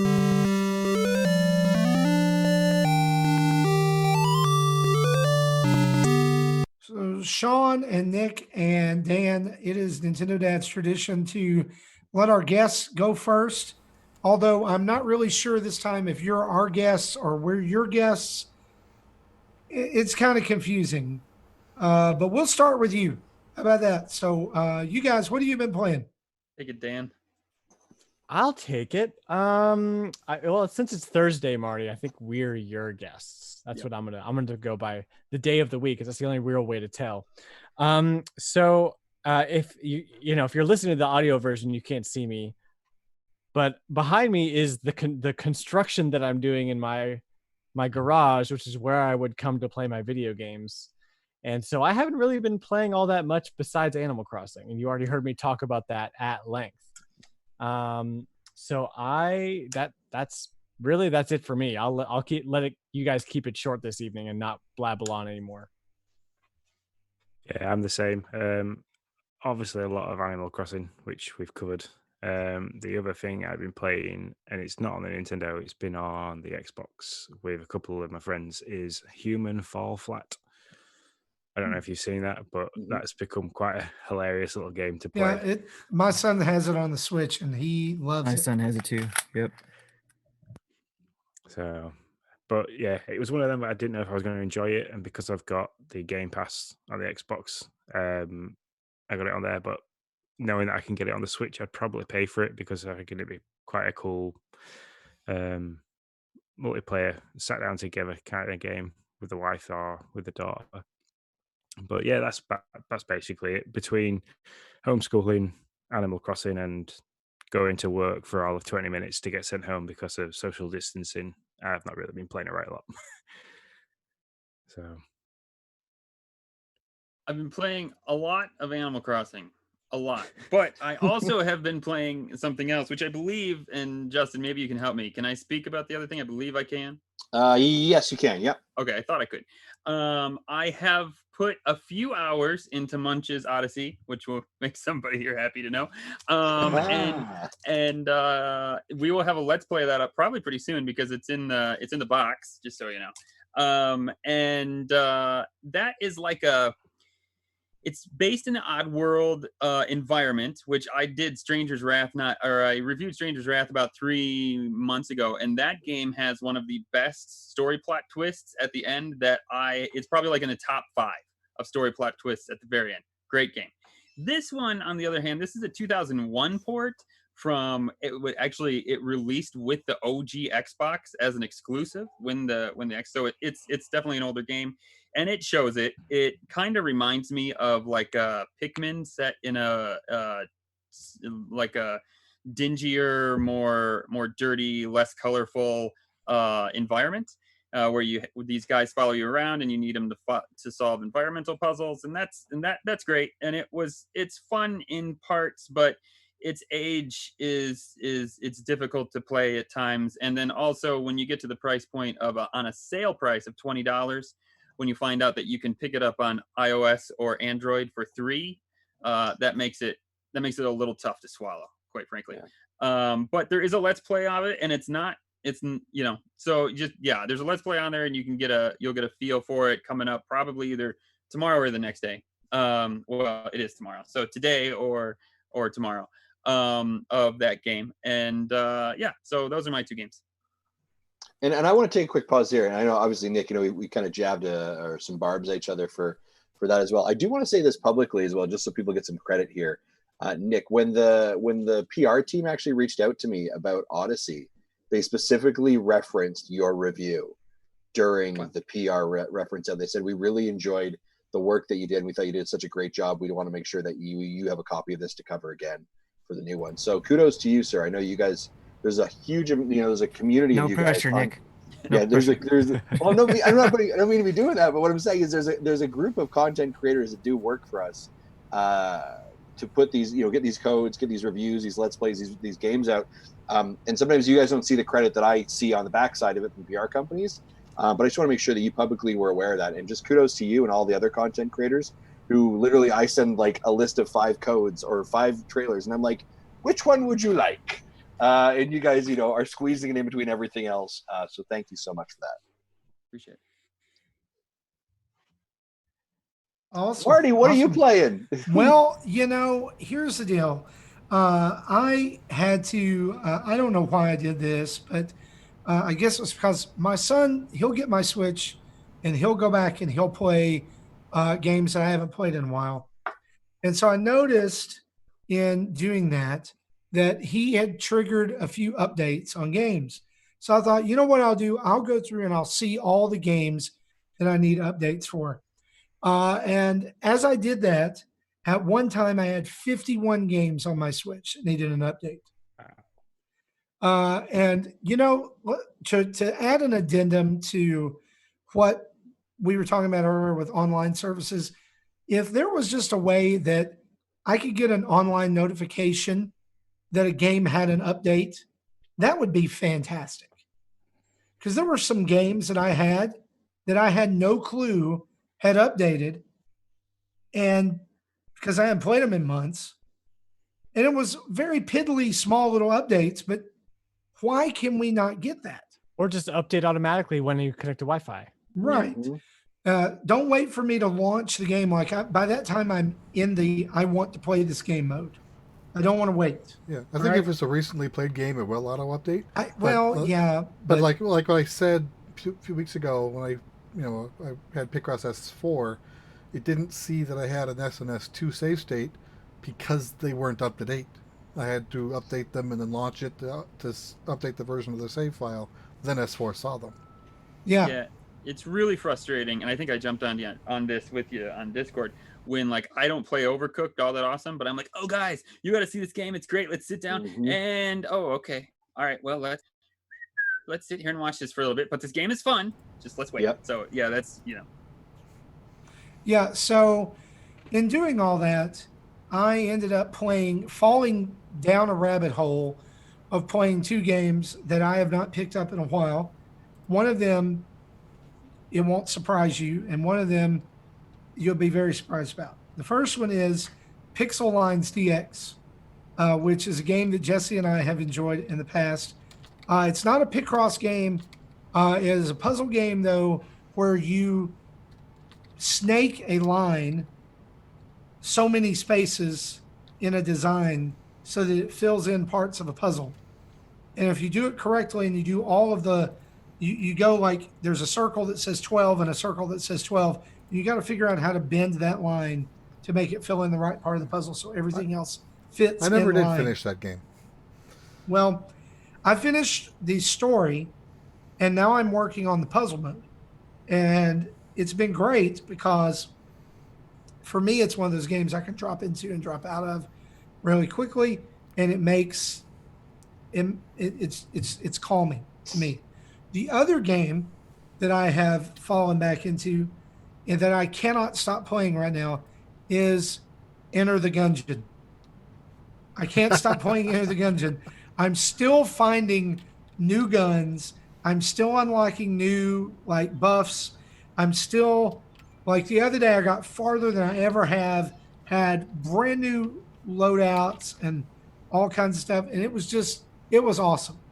And I've really, really enjoyed getting back into that game because at this point, I'm not that great at it. I haven't beaten any of the characters past or anything, but it's a game that I can play on autopilot, and I feel like there's parts of it that make me feel powerful, and it's just a lot of fun. Soundtrack's great.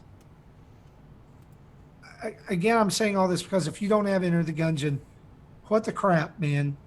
Buy Enter the Gungeon. Skip Exit the Gungeon. Sorry. Skip it. It's not great. But Enter the Gungeon has captured my attention, and Animal Crossing. That's literally it. Those 3 games. And Animal Crossing is just kind of doing the dailies, as you guys mentioned earlier.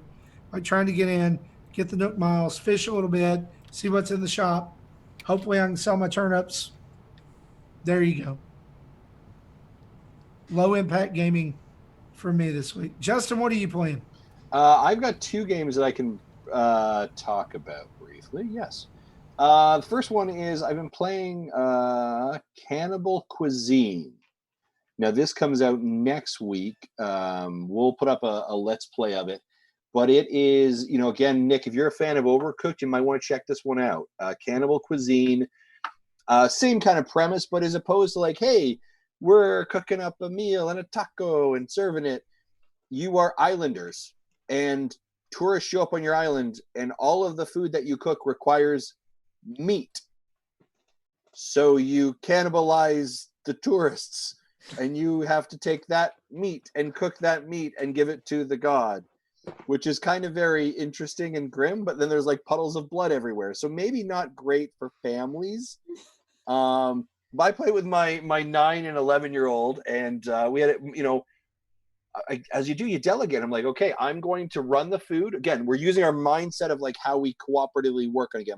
I will run the food, you will cook the food, cook the recipes. And then I was My youngest daughter's like, and I will stand here and I will kill the tourists.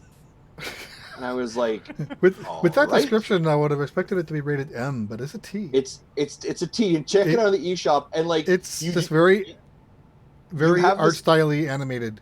yeah, you have this axe, and literally as these tourists kind of like walk in, and they've got glasses and the cameras, and it's just like chop, chop, chop, and then there's like pieces of meat that fall on the ground, and you got to take that meat.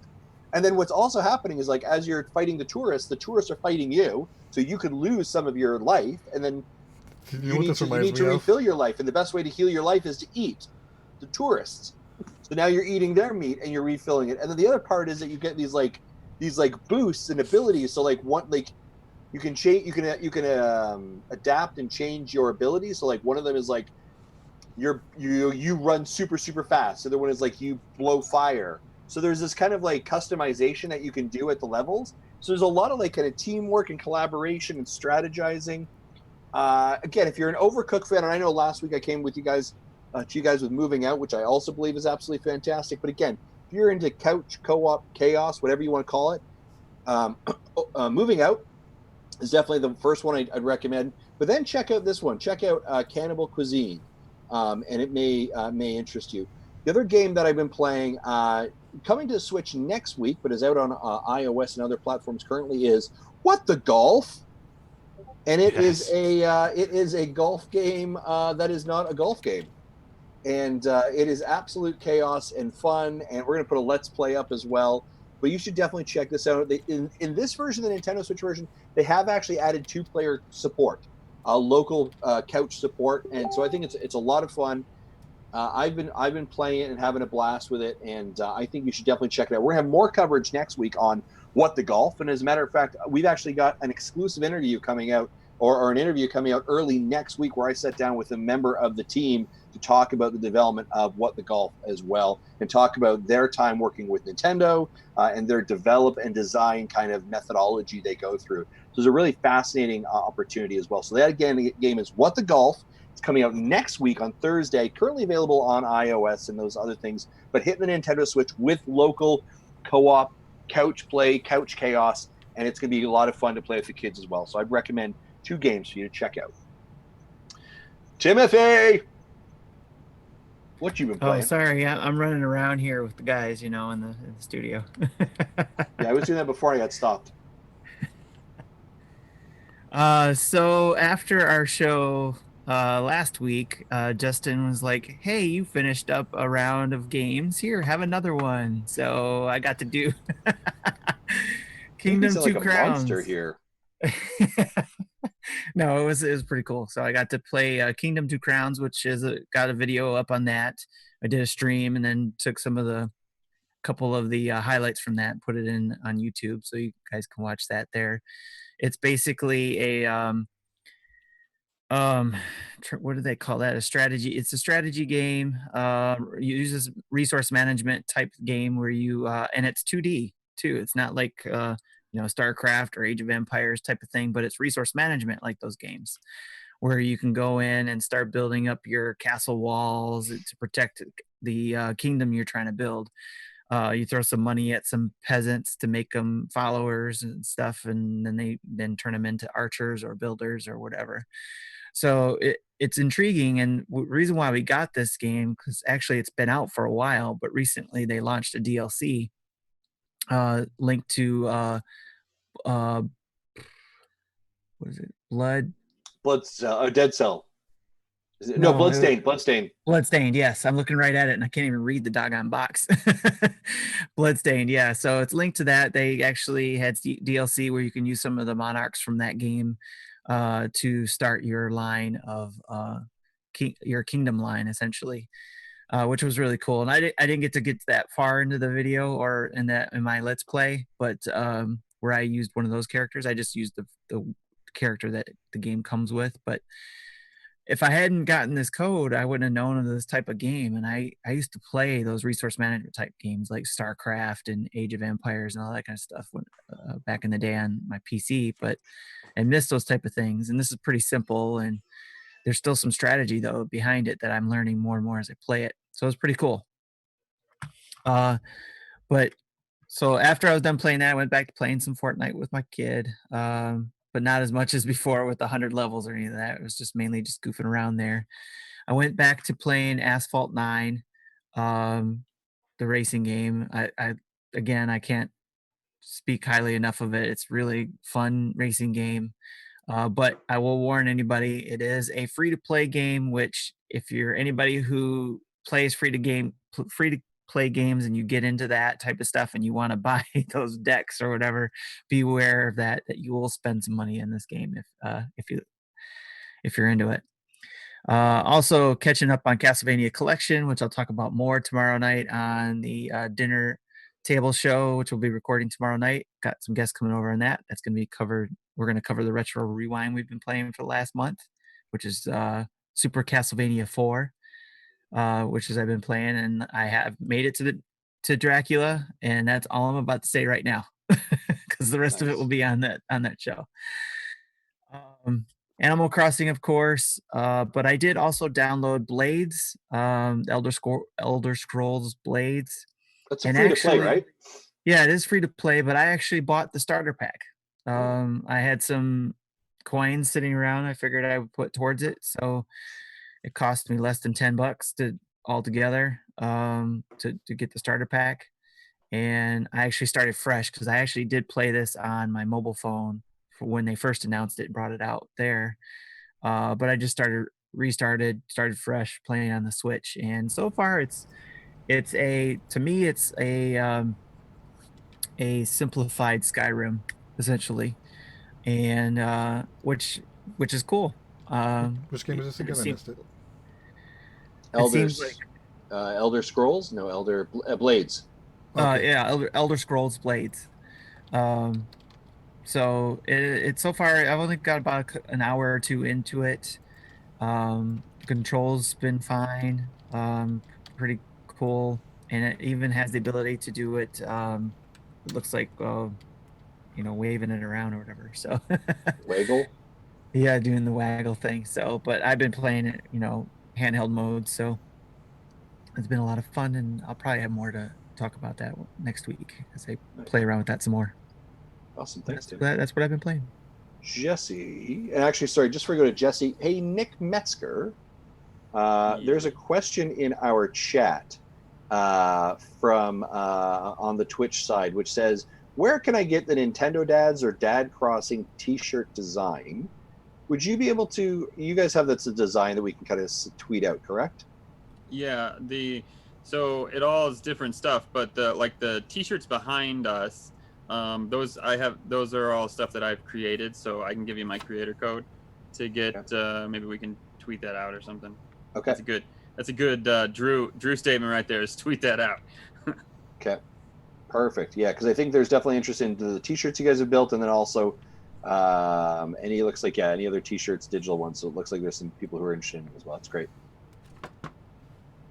Jesse, I'm sorry I cut you off, but I assume the only thing you're going to say is Picross and Animal Crossing.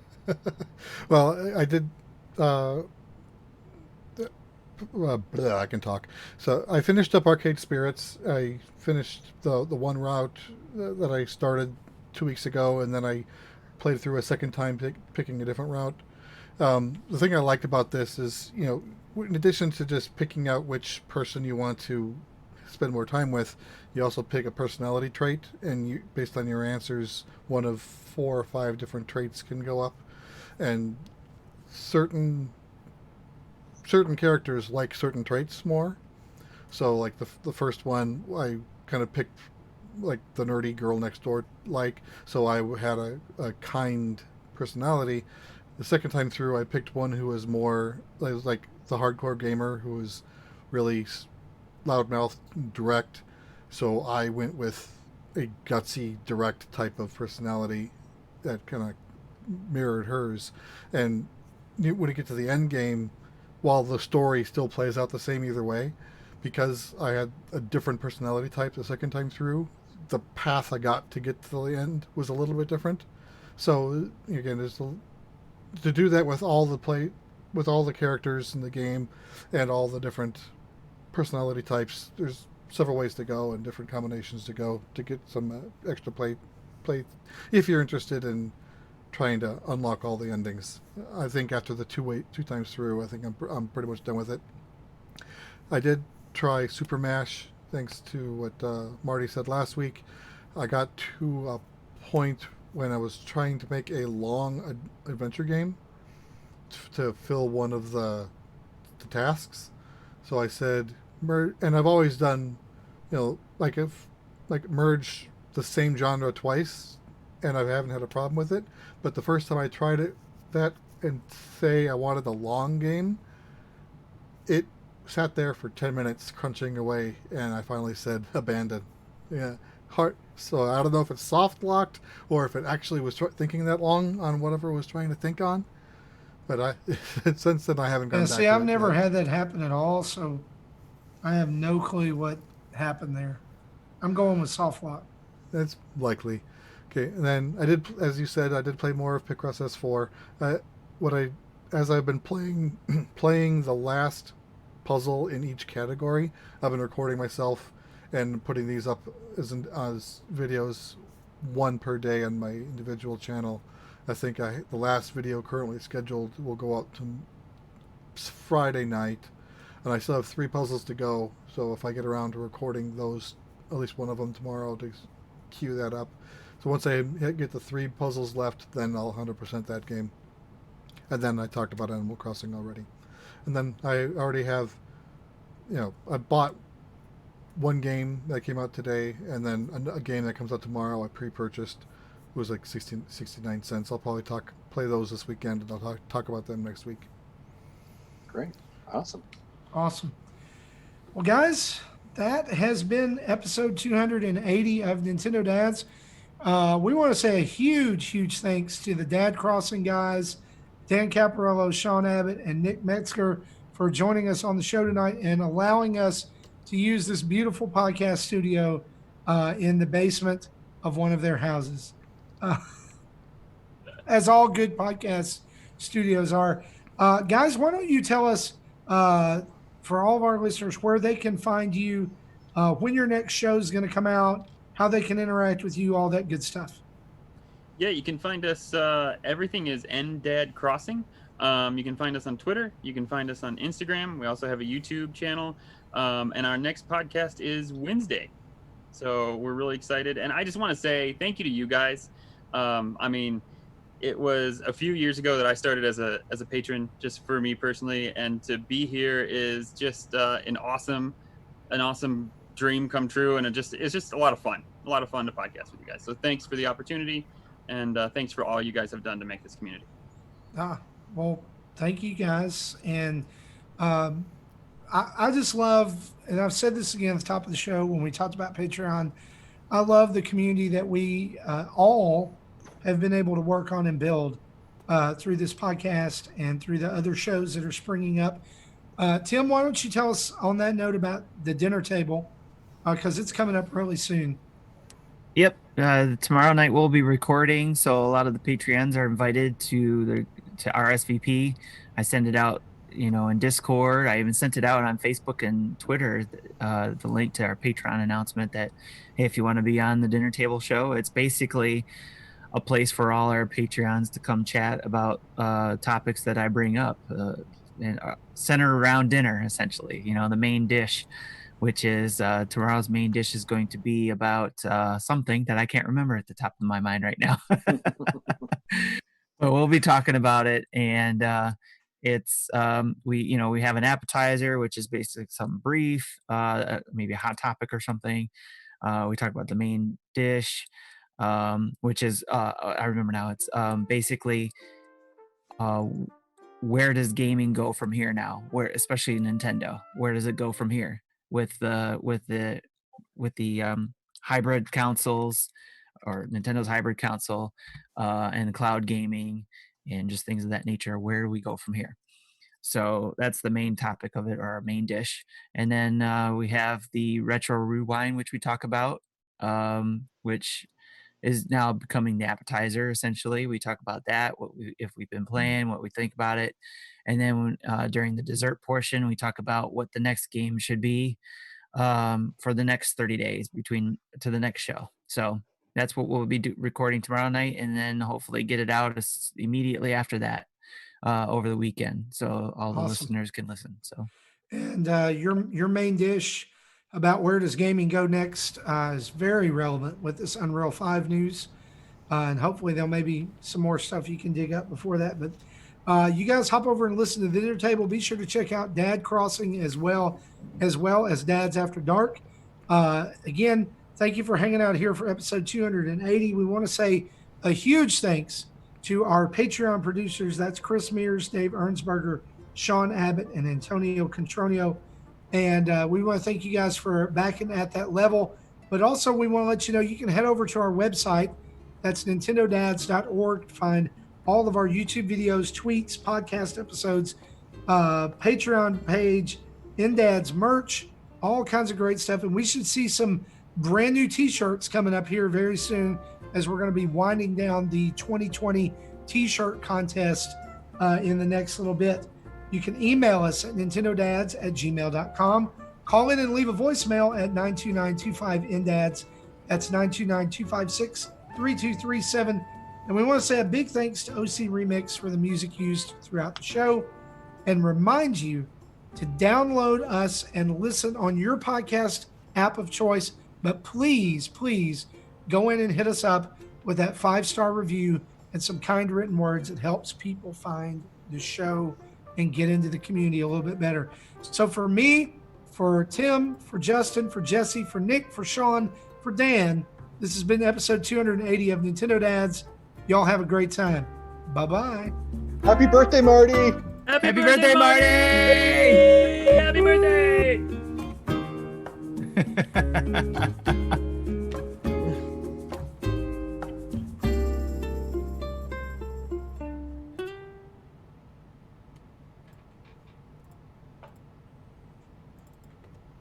Thank you for listening to Nintendo Dads. Wobble Puffet, Wobble Buffet,